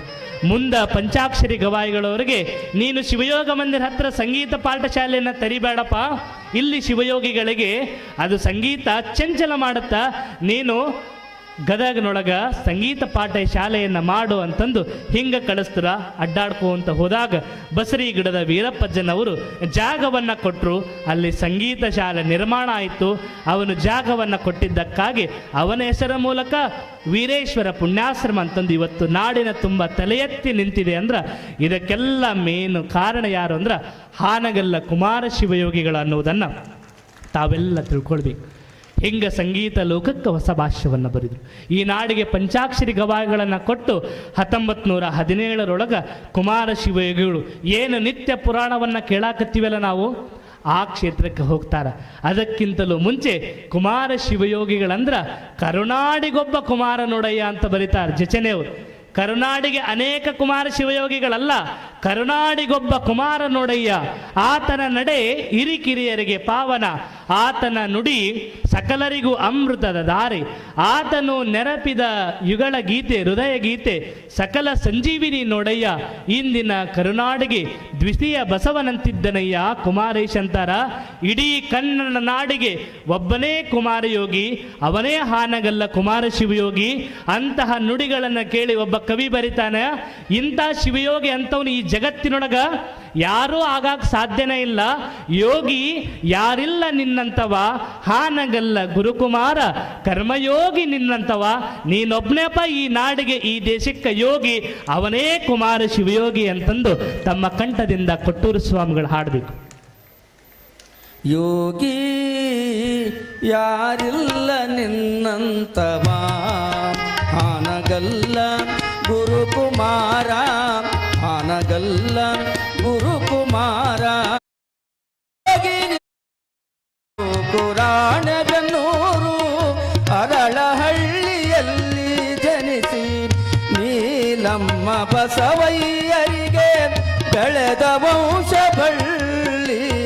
ವಿದ್ಯೆಯ ಶಕ್ತಿ ಜ್ಞಾನದ ಯುಕ್ತಿ, ವಿದ್ಯೆಯ ಶಕ್ತಿ ಜ್ಞಾನದ ಯುಕ್ತಿ ಚಿಗುರಿತು ಬಾಲ್ಯದಲ್ಲಿ. ಹಾಲಯ್ಯ ನಾಮದಲ್ಲಿ ನಿನ್ನಂತವ ಯಾರಿಲ್ಲ ನಿನ್ನಂತವ.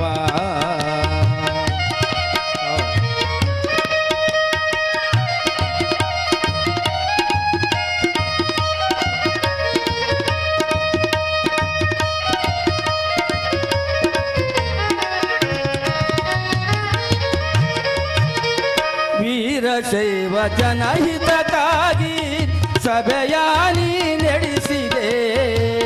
ವೀರಶೈವ ಜನಹಿತಕ್ಕಾಗಿ, ವೀರಶೈವ ಜನಹಿತಕ್ಕಾಗಿ ಸಭೆಯಾನಿ ನಡೆಸಿದೆ. ಸಂಗೀತದ ಸಾಹಿತ್ಯದ, ಸಂಗೀತದ ಸಾಹಿತ್ಯದ ಕೃಷಿಯಲ್ಲಿ ನೀ ದುಡಿದೆ. ಸರ್ವಧರ್ಮ ಉದ್ಧರಿಸಿದೆ, ಸಮದರ್ಶಿ ಎಂದೆನಿಸಿದೆ. ಸರ್ವಧರ್ಮ ಉದ್ಧರಿಸಿದೆ, ಸಮದರ್ಶಿ ಎಂದೆನಿಸಿದೆ. ಯೋಗಿ ಯಾರಿಲ್ಲ ನಿನ್ನಂತವ, ಹಾನಗಲ್ಲ ಗುರುಕುಮಾರ, ಹಾನಗಲ್ಲ ಗುರುಕುಮಾರ ಕರ್ಮಯೋಗಿ ನಿನ್ನಂತವ. ಯೋಗಿ ಯಾರಿಲ್ಲ ನಿನ್ನಂತವ.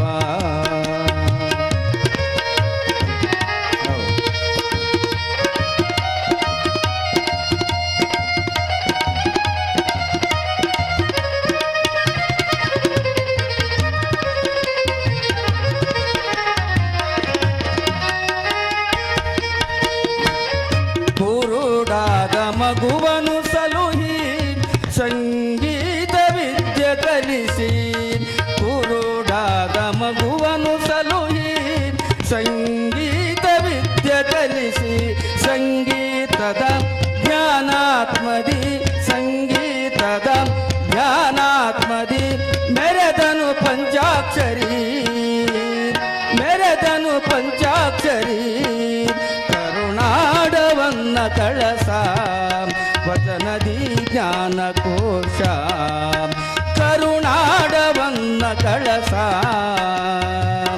ವಚನದಿ ನಂತವ ಆನಗಲ್ಲ ಗುರುಕುಮಾರ ಆನಗಲ್ಲ ಗುರುಕುಮಾರ ಕರ್ಮಯೋಗಿ ನಿನ್ನಂತವ ಯೋಗಿ ಯಾರಿಲ್ಲ ನಿನ್ನಂತವ ಯಾರಿಲ್ಲ ನಿನ್ನಂತವ ಯಾರಿಲ್ಲ ನಿಲ್ಲಂತವ.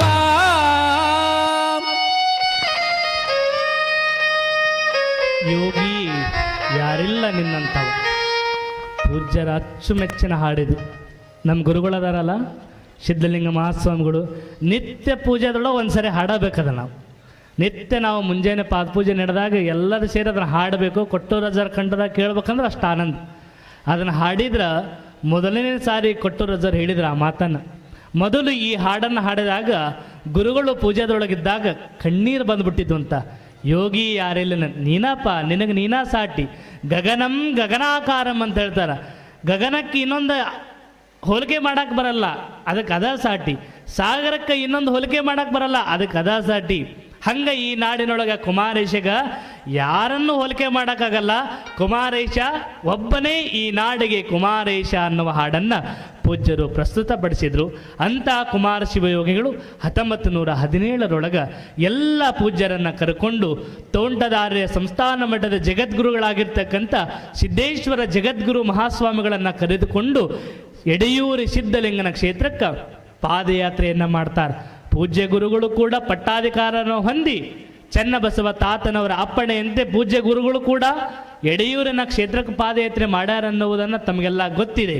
ಹಂಗ ಕುಮಾರ ಶಿವಯೋಗಿಗಳು ತೋಂಟದ ಜಗದ್ಗುರು ಮಹಾಸ್ವಾಮಿಗಳವರ ಜೊತೆ ಅನೇಕ ಪೂಜ್ಯರನ್ನು ಕರ್ಕೊಂಡು ಭಕ್ತರನ್ನು ಕರ್ಕೊಂಡು ನಾಡನ್ನು ಸಂಚಾರ ಮಾಡ್ತಾ ಎಡೆಯೂರಿನ ಕ್ಷೇತ್ರಕ್ಕೆ ಹೋಗ್ತಾರ.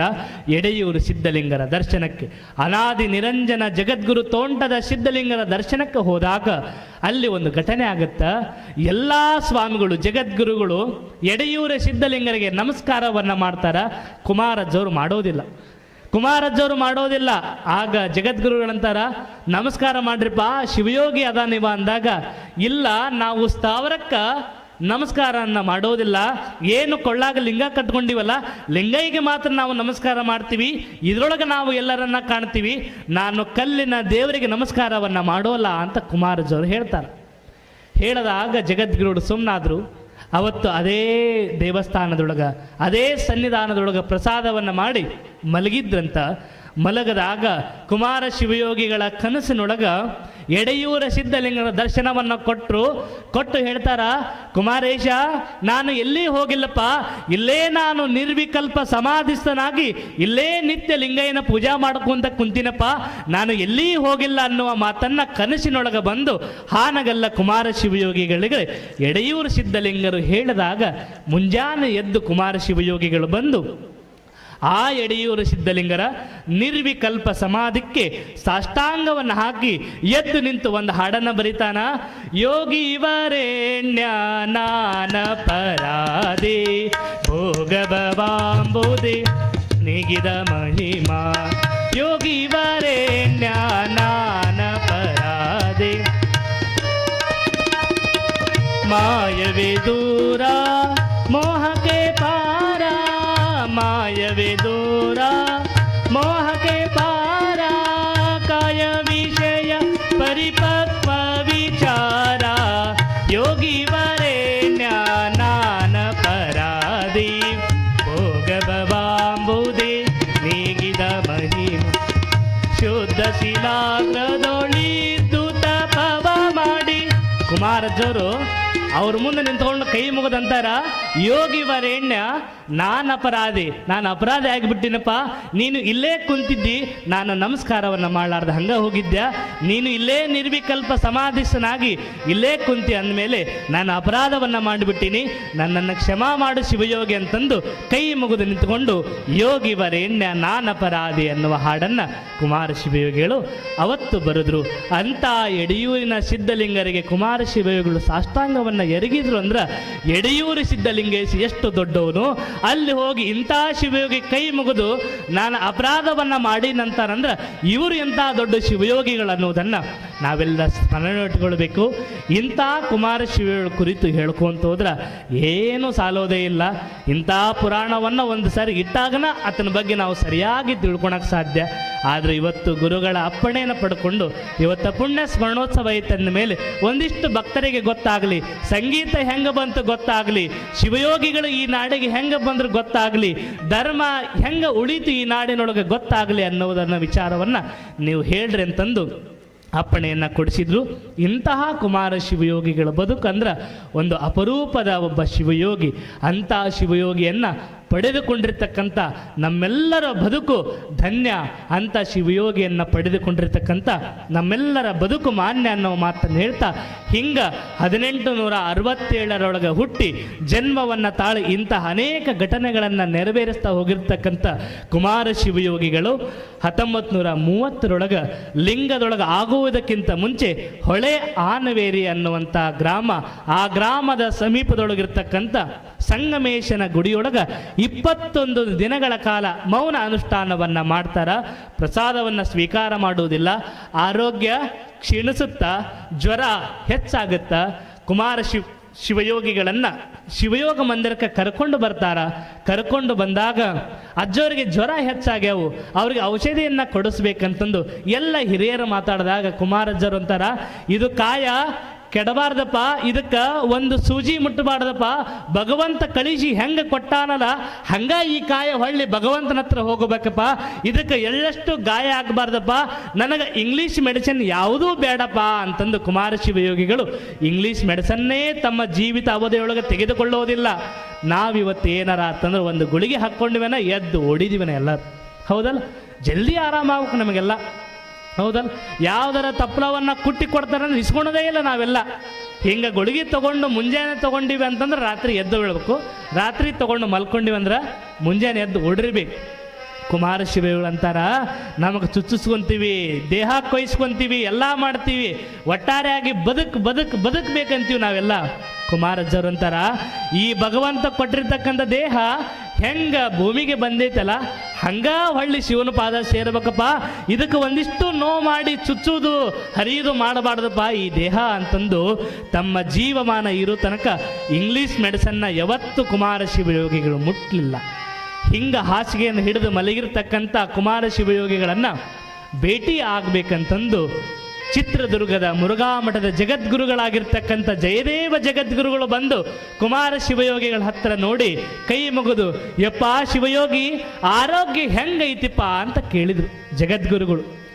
ನೀವು ಮನೆಯೊಳಗೆ ಮಲಗದಾಗ ಯಾರು ಬಂದು ಆರೋಗ್ಯ ಹೆಂಗೈತಂತ ಕೇಳಿದ್ರೆ ನಿಮ್ಗೆ ಏನು ಅನ್ಸುತ್ತಾ?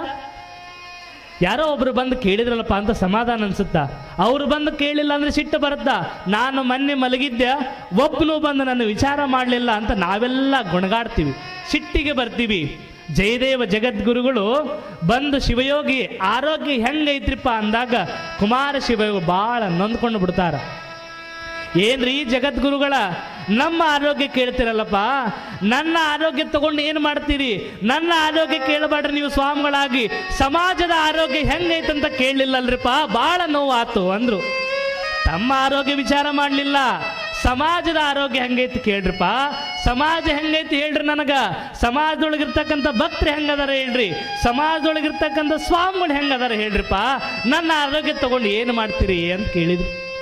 ಹಿಂಗ ಕೊನೆಯ ತನಕ ಸಮಾಜ ಸಮಾಜ ಸಮಾಜ, ಕುಂತ್ರು ಸಮಾಜ, ನಿಂತ್ರು ಸಮಾಜ, ತಮ್ಮ ಲಿಂಗದೊಳಗ ಇಡೀ ಸಮಾಜವನ್ನು ನೋಡಿ ಸಮಾಜದ ಏಳಿಗೆಯಾಗಿ ಬದುಕಿ ಕೊನೆಯ ಉಸಿರಿನವರೆಗೆ ಸಮಾಜ ಸಮಾಜ ಸಮಾಜವೆಂದು ಕನವರಿಸ್ತಾ ಜೀವವನ್ನು ಭಗವಂತನೆಡೆಗೆ ಸಾಗಿರಿಸಿರ್ತಕ್ಕಂಥ ಶಿವಯೋಗಿ ಅದು ಹಾನಗಲ್ಲ ಗುರುಕುಮಾರ ಶಿವಯೋಗಿಗಳನ್ನುವುದನ್ನು ತಾವೆಲ್ಲ ಸ್ಮರಣೆ ಮಾಡಬೇಕು. ಹಿಂಗ ಕುಮಾರ ಶಿವರು ಬದುಕಿರ್ತಕ್ಕಂಥ ಜೀವನ ಬಹಳ ವಿಶೇಷ. ಅಂಥ ಶಿವಯೋಗಿಯನ್ನು ಪಡೆದ ಈ ನಾಡು, ಈ ನುಡಿ, ಈ ದೇಶ, ಈ ಜಗತ್ತು ಧನ್ಯ. ನಾವೆಲ್ಲರೂ ಮಾನ್ಯ ಅನ್ನುವ ಕೃತಜ್ಞತೆ ಭಾವ ಇರಲಿ. ಅಂಥ ಶಿವಯೋಗಿಯ ನಾಮಸ್ಮರಣೆಯನ್ನು ನಿತ್ಯ ನಾವೆಲ್ಲ ಮಾಡಬೇಕು. ಏನು ನಮ್ಗೆ ಕಷ್ಟ ಬಂದಾವಲ್ಲ, ಯಾರ್ಯಾರ್ದೋ ಕೈಯನ್ನು ಹಿಡ್ಕೊಂಡು ಯಾರ್ಯಾರ್ದೋ ಕಾಲನ್ನು ಹಿಡ್ಕೊಂಡು ಯಾರೂ ನಮ್ಮ ಜೊತೆ ಬರೋದಿಲ್ಲ, ಯಾರೂ ನಮ್ಮ ಜೊತೆ ಬರೋದಿಲ್ಲ. ಎಲ್ಲರೂ ಚಲೋ ಇದ್ದಾಗ ಮಾತ್ರ ನಮ್ಮ ಜೊತೆ ಬರ್ತಾರ. ನಮಗೆ ನೊಂದೀವಿ, ಬೆಂದೀವಿ, ಬಳಲೀವಿ ಅಂದಾಗ ನಮಗೆ ಬರೋನು ಒಬ್ಬನೇ, ಅವನು ಕುಮಾರೇಶ, ಅವನು ಚೆನ್ನಬಸವೇಶ, ಸಿದ್ಧಲಿಂಗೇಶ.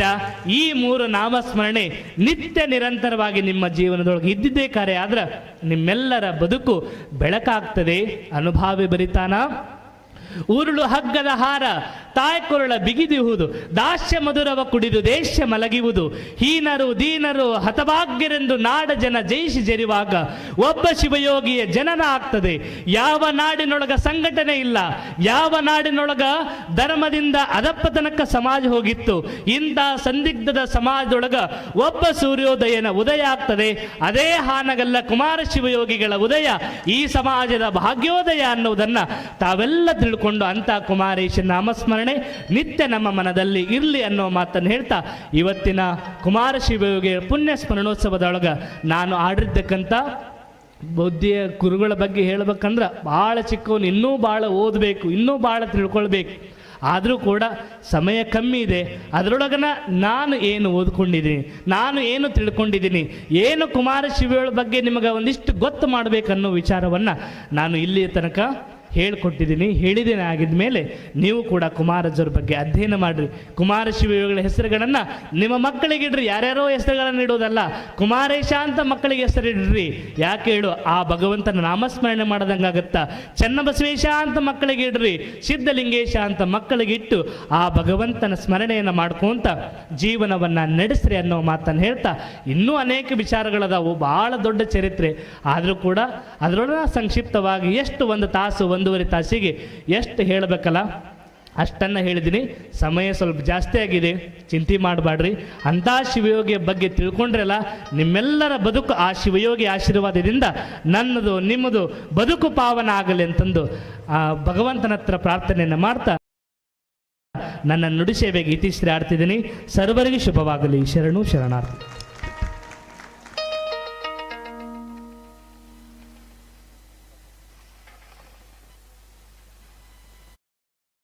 ಅಂತ ಎಲ್ಲ ಹರಗುರು ಚರಮೂರ್ತಿಗಳಿಗೆ ಹಾಗೂ ಕಲಾವಿದರಿಗೆ ನಮಸ್ಕಾರಗಳನ್ನು ತಿಳಿಸಿ, ಇವತ್ತಿನ ಬಹಳ ವಿಶೇಷವಾದಂಥ ಕಾರ್ಯಕ್ರಮ ಅಂದರೆ ಕುಮಾರ ಶಿವಯೋಗಿಗಳ 96ನೆಯ ಪುಣ್ಯಸ್ಮರಣೋತ್ಸವ.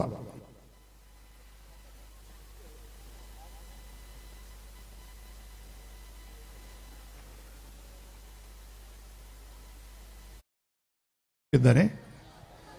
ಸುಮಾರು 10 ದಿನಗಳ ಕಾಲ ಕೇಳಿದಂಥ ವಿಷಯವನ್ನು ಪೂಜ್ಯರು 1.5-2 ತಾಸಿನಲ್ಲಿ ಎಲ್ಲ ವಿಷಯವನ್ನು, ಅವರ ಜೀವನ ಚರಿತ್ರೆ, ಅವರ ಸಾಧನೆಗಳು ಬಹಳ ಸವಿಸ್ತಾರವಾಗಿ ನಮಗೆ ತಿಳಿಸಿಪಡಿಸಿದ್ದಾರೆ. ಕುಮಾರಸ್ವಾಮಿಗಳು ರಚಿಸಿದಂತಹ ಶಿವಯೋಗ ಮಂದಿರ, ಇನ್ನು ಸಂಗೀತ ವಿದ್ಯಾಭ್ಯಾಸಕ್ಕಾಗಿ ವೀರೇಶ್ವರ ಪುಣ್ಯಾಶ್ರಮ, ಇವು ಮೂರು ಅವರ ಜೀವಿತ ಘಟ್ಟದಲ್ಲಿ ಅತ್ಯಂತ ಪ್ರಮುಖ ಘಟ್ಟಗಳು.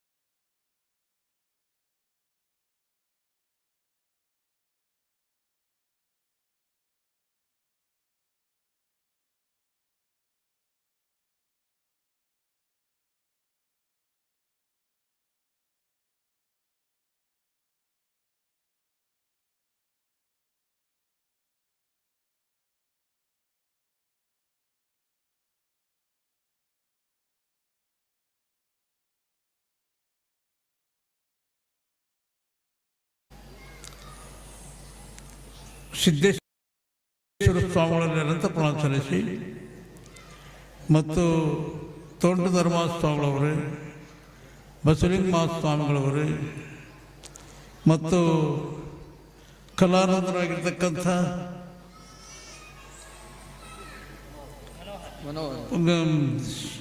ಮನೋಹರ ಗವಾಯಿಗಳವರೇ, ವಯಲಿನ್ ವಾದಿರ್ತಕ್ಕಂಥ ಷಣ್ಮುಖ ಸ್ವಾಮಿಯವರೇ, ತಬಲಾ ಸಾಥ್ ಕೊಟ್ಟಿರ್ತಕ್ಕಂಥ ರಾಮಲಿಂಗೇಶ್ವರರೇ ಮತ್ತು ಗ್ರಾಮದ ಎಲ್ಲ ಸುತ್ತಮುತ್ತಲ ಗ್ರಾಮದ ಎಲ್ಲ ಸದ್ಭಕ್ತರು,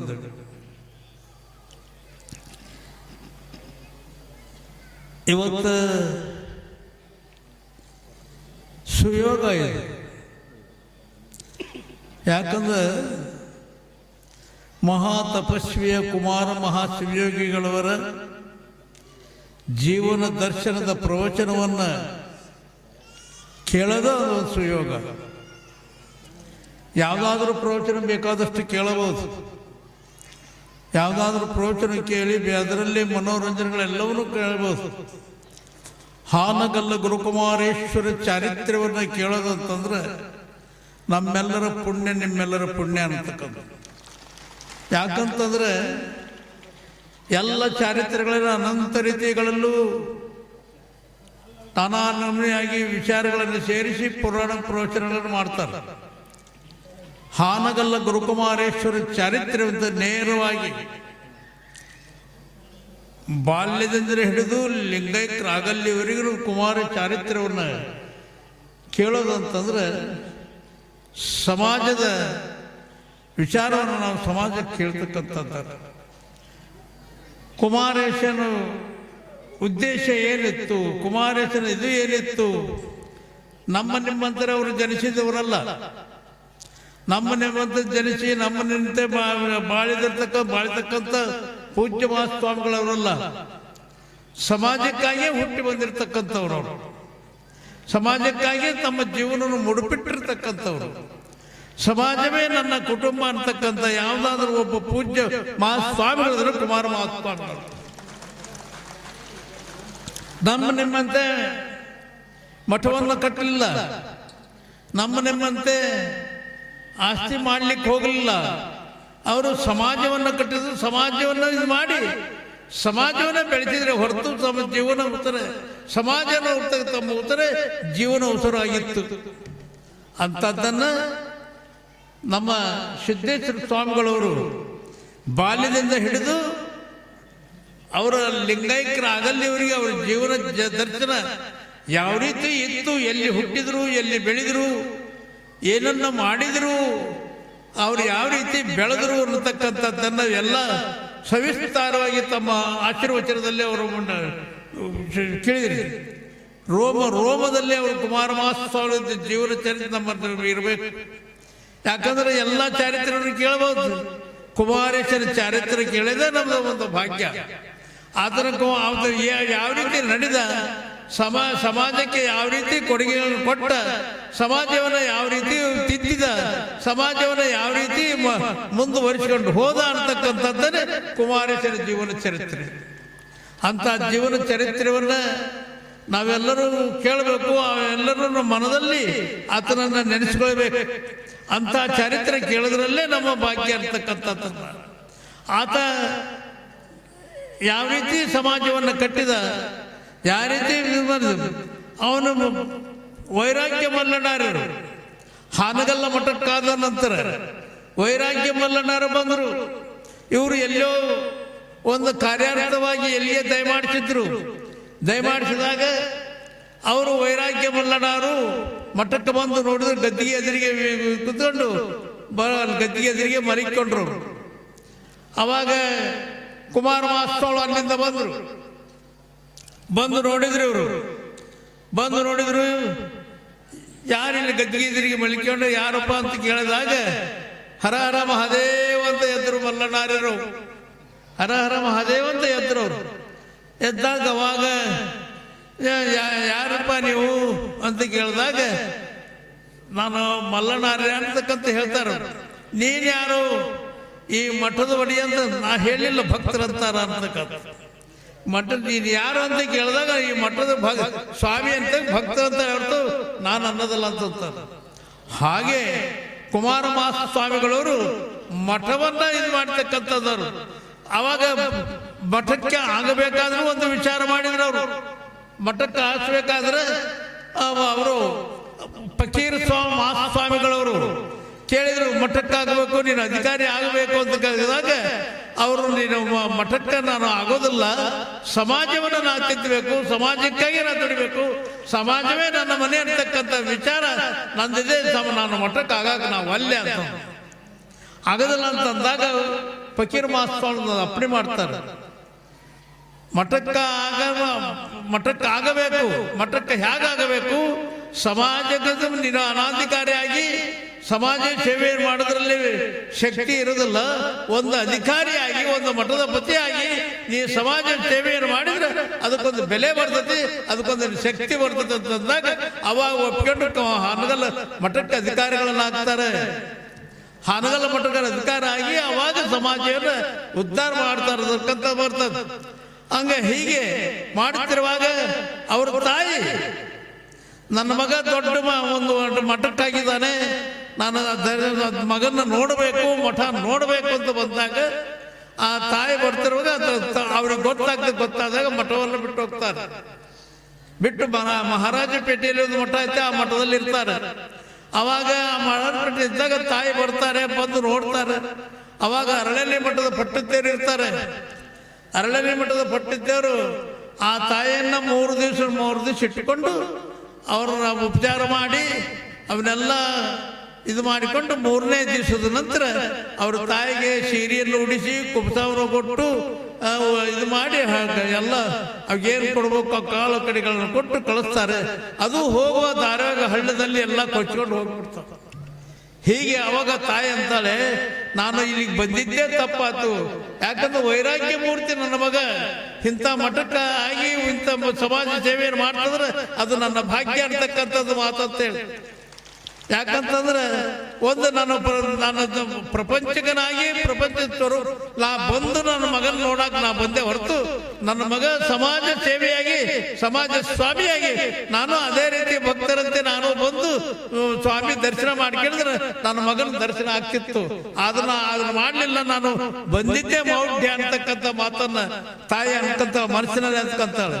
ಹೀಗೆ ಕುಮಾರ ಮಾಸ್ವಾಮಿ ಜೀವನ ಚರಿತ್ರೆಯನ್ನು ಕೇಳೋದಾದ್ರೆ ಮಹಾಭಾಗ್ಯ. ಜೀವನ ಜೀವಂತರವಾಗಿ ಸತತವಾಗಿ ಎಷ್ಟು ಕೇಳಿದ್ರು ಕಮ್ಮಿನೇ.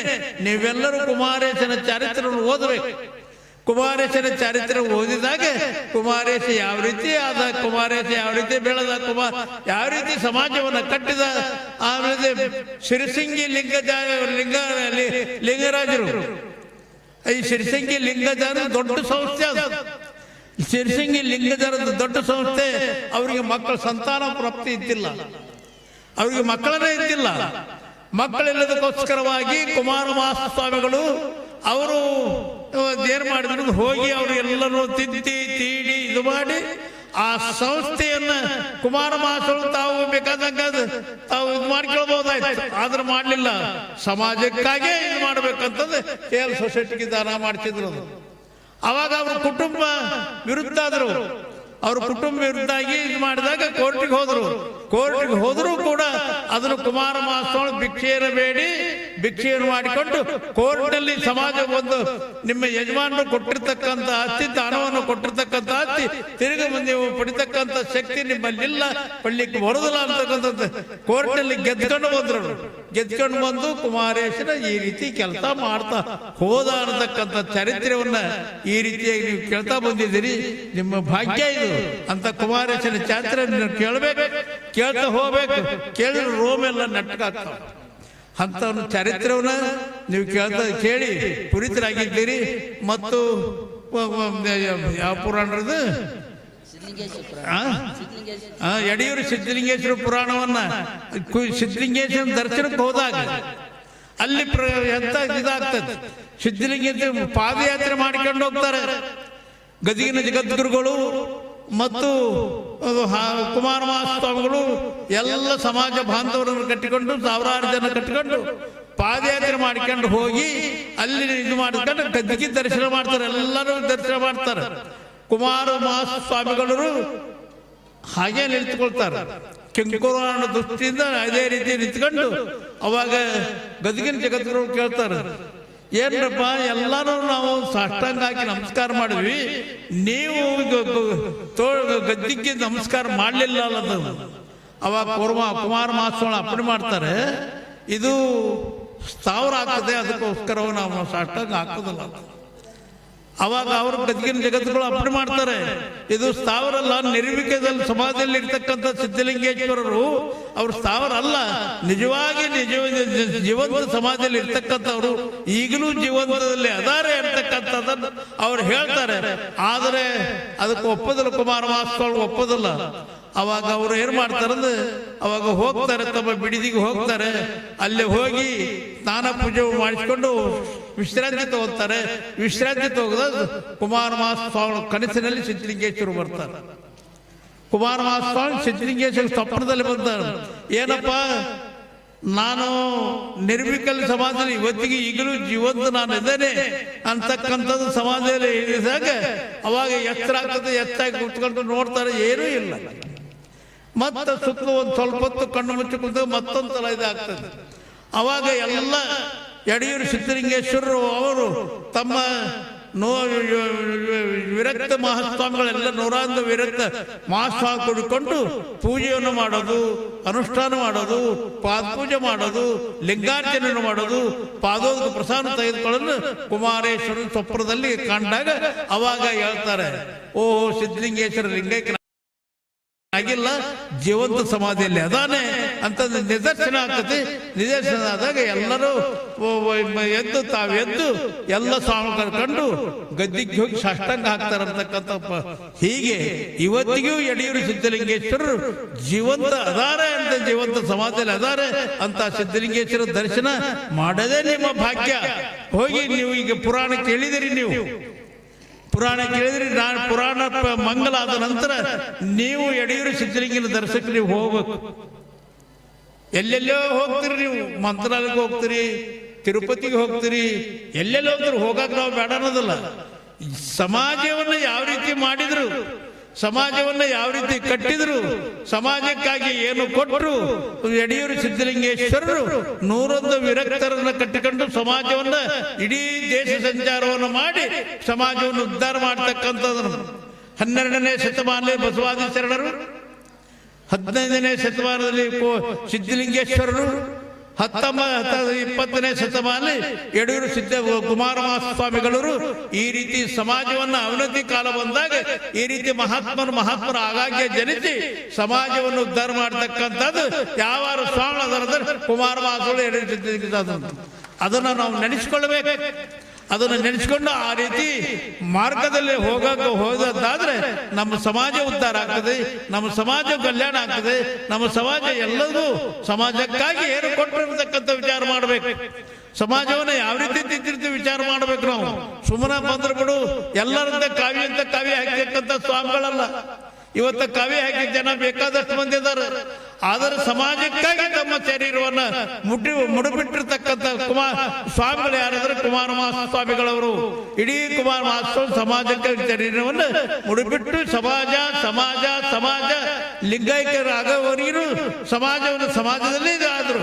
ಅವಾಗ ಚಿತ್ರಕೂಟ ಜಗದ್ಗುರುಗಳು ಬಂದಾಗ ಅಂತ್ಯಕಾಲದಲ್ಲಿ ಚಿತ್ರಕೂಟ ಜಗದ ಶರೀರ ಪೂರ್ತಿ ಶರೀರ ಧರ್ಮ ಇದೆ. ಶರೀರಕ್ಕೆ ಜಾಟಿ ಬರೋದ ಯಾರು ಬಿಟ್ಟಿದ್ದಲ್ಲ, ಈ ಶರೀರಕ್ಕೆ ಜಾಟಿ ಬರಲೇಬೇಕು, ಜಾಟಿ ಬಂದೇ ಇರ್ತತಿ. ಬಂದಾಗ ಚಿತ್ರಕಲ್ ಜಗತ್ತುಗಳು ದಯಮಾಡಿಸ್ತಾರೆ.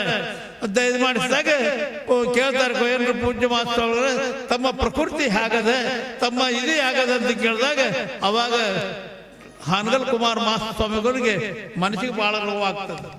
ಮನಸ್ಸಿಗೆ ಬಹಳ ನೋವಾದಾಗ ಏನ್ರ ಪೂಜ್ಯ ಮಹಾಸ್ವಾಮಿಗಳವರ ಪ್ರಕೃತಿ ಕೇಳಿದ್ರೆ ಸಮಾಜ ಇನ್ನು ಮುಂದೆ ಹೇಗೆ, ಸಮಾಜ ಯಾವ ರೀತಿ ಮಾಡ್ಕೊಂಡು ಹೋಗ್ಬೇಕು ಅಂತಕ್ಕಂಥ ವಿಚಾರ ಕೇಳಿಲ್ಲಲ್ಲ ಅಂತಕ್ಕಂಥ ಮಾತನ್ನ ನೆನಪು ಮಾಡ್ಕೊಂಡು ನೋವು ಮಾಡ್ಕೊಳ್ತಾರೆ.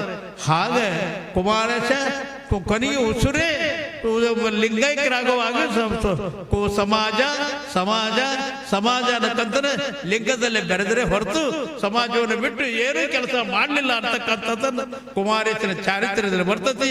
ಅದನ್ನಿನ್ನೂ ಹೇಳಬೇಕಾದ್ರೆ ಎಷ್ಟು ದಿವಸ ಹೇಳಿದ್ರು ಕಮ್ಮಿನೇ ಅಂತ ಚಾರಿತ್ರ್ಯವನ್ನು ಇವತ್ತು ಸವಿಸ್ತರವಾಗಿ ಪೂಜ್ಯ ಮಹಾಸ್ವಾಮಿಗಳ ನುಡಿಯಿಂದ ಧ್ವನಿಯಿಂದ ಕೇಳಿದ್ರಿ.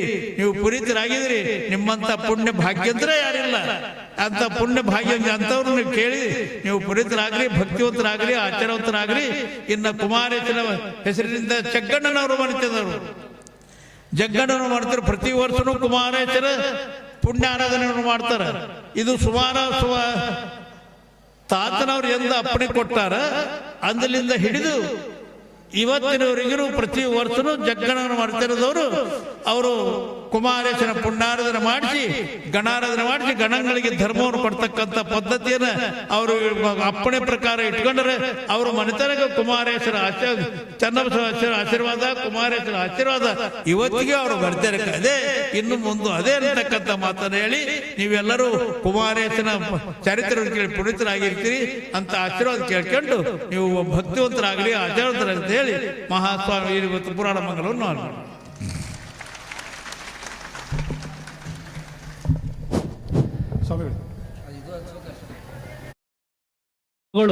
ಸಿರಿಸಂಗಿ ಲಿಂಗರಾಜರಿಗೆ ಮಕ್ಕಳಾಗಲಾರ್ದಾಗ ನಿನಗೆ ಮಕ್ಕಳು ತಗೊಂಡು ಬರೀ 2 ಮಕ್ಕಳಿಗೆ ತಂದೆ ಆಗೋಡಪ್ಪ, ಇಡೀ ಕನ್ನಡ ನಾಡಿನ ಜನತೆಗೆ ತಂದೆ ಆಗು ಅಂತಂದು ತಮ್ಮ ಹಣವನ್ನು ಕೇಲಿ ಸಂಸ್ಥೆಗೆ ಕೊಡಿಸಿದ್ರು ಅನ್ನೋ ಮಾತನ್ನು ಗುರುಗಳು ಹೇಳಿದ್ರು. ಅದನ್ನು ಹೇಳ್ಬೇಕಾಗೈತೆ ಅಂತ ಬರ್ಕೊಂಡು ಬಂದ್ಕೊಂಡಿವಿ.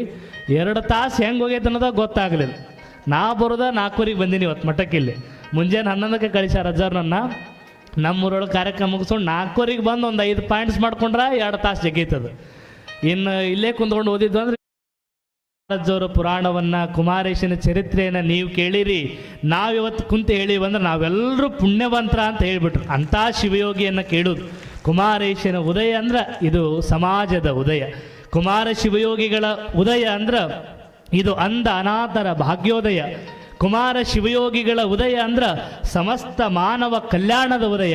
ಅಂಥ ಶಿವಯೋಗಿಯ ಬಗ್ಗೆ ನಾವೆಲ್ಲ ಇವತ್ತು ಕೇಳಿವೆ ಅಂದಮೇಲೆ ನಾವೆಲ್ಲ ಧನ್ಯಾತ್ಮರನ್ನೋ ಮಾತನ್ನು ಪೂಜ್ಯ ಗುರುಗಳು ನಮಗೆ ಆಶೀರ್ವಚನದಲ್ಲಿ ದಯಪಾಲಿಸಿದ್ದಾರೆ. ಈಗೊಂದು ಸೂಚನೆ, ಎಲ್ಲರೂ ಕೈಗಳನ್ನು ಮೇಲೆತ್ತರೆ. ಮಂಗಲಂ ಜಯ ಮಂಗಲಂ ಆನಗಲ್ಲ ಕುಮಾರಗೆ, ಮಂಗಲಂ ಜಯ ಮಂಗಲಂ ಆನಗಲ್ಲ ಕುಮಾರ ಆಚರವರ್ಯಗೆ, ಮಂಗಲಂ ಜಯ ಮಂಗಲಂ ಆನಗಲ್ಲ ಕುಮಾರಗೆ.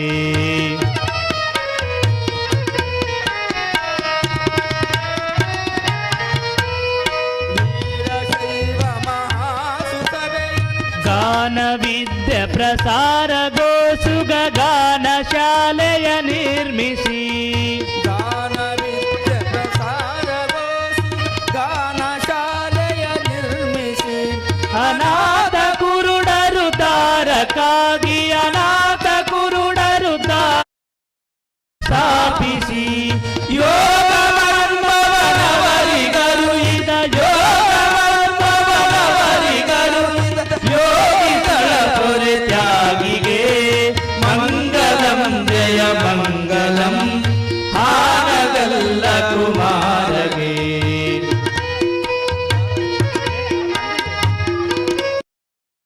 ಈ ದೇಹ ಸವಿಸಿದ ಸಮಾಜ ಪ್ರೇಮಿಗೆ, ಸಮಾಜವೆನುತಲಿ ಲಿಂಗದಲ್ಲಿ, ಸಮಾಜವೆನುತಲಿ ಲಿಂಗದಲ್ಲಿ ಐಕ್ಯಗೊಂಡಿಯ ಯೋಗಿಗೆ, ಮಂಗಲಂ ಜಯ ಮಂಗಲಂ ಆನಗಲ್ಲ ಕುಮಾರಗೆ. ಚಿನ್ನದಾರುತಿ ಎತ್ತಿ ಬೆಳಗು ಚಿನ್ಮಯ ಶ್ರೀರೂಪಗೆ, ಚಲ್ಲದಿಂದಲೇ ಬೇಡುತ್ತಿರು ಶಿವ, ಚಲ್ಲದಿಂದಲೇ ಬೇಡುತ್ತಿರು ಶಿವ ಯೋಗಿಗಳ ಪೊರೆ ತ್ಯಾಗಿಗೆ, ಮಂಗಲಂ ಜಯ ಮಂಗಲಂ ಆನಗಲ್ಲ ಕುಮಾರಗೆ. ಮಂಗಲಂ ಶುಭ ಮಂಗಲಂ ವಿರಾಟಪುರ ಮಠಧೀಶಗೆ, ಕರ್ಪೂರದವೋ ನಿಜ ಲಿಂಗದ ಸುಪ್ರಭಾತದೋ ಬೆರೆತುತ್ತದೆ ರೂಪನ ತಾಳಿನ ಮಹಾತ್ಮನ ಹಾನಗಲ್ಲ ಸಚ್ಚರವರನ ಕುಮಾರ ಶಿವಯೋಗಿ ವರೆಣ್ಯನ ಪಾದ ಪಂಕಜಂ ಸೆಲೆನೆಲೆ ಶಿರವಿರಾಜದ ಸಂತಸಯನಯ ರುದ್ರರಸ್ತಿನೋ ಯಶೋ ನಾಮ ರೂಪಾಭ್ಯಾಂ ಯಾ ದೇವಿ ತತೋದಯ ಮಂಗಲಂ ಸಾಂಬದಯೈ ನಮಃ ಪರಾಪತಯ ಶಿವರ ಮಹಾದೇವ ಶ್ರೀ ಗುರು ಕುಮಾರೇಶ್ವರ ಮಹಾರಾಜ್ ಕಿ ಶ್ರೀ ಗುರು ಸಿದ್ಧಲಿಂಗೇಶ್ವರ ಮಹಾರಾಜ್ ಕಿ ಶ್ರೀ ಚಂದ್ರವಸ ಶಿವಯೋಗಿ ಮಹಾರಾಜ್ ಕಿ ಸಾಂಬದಯೈ ನಮಃ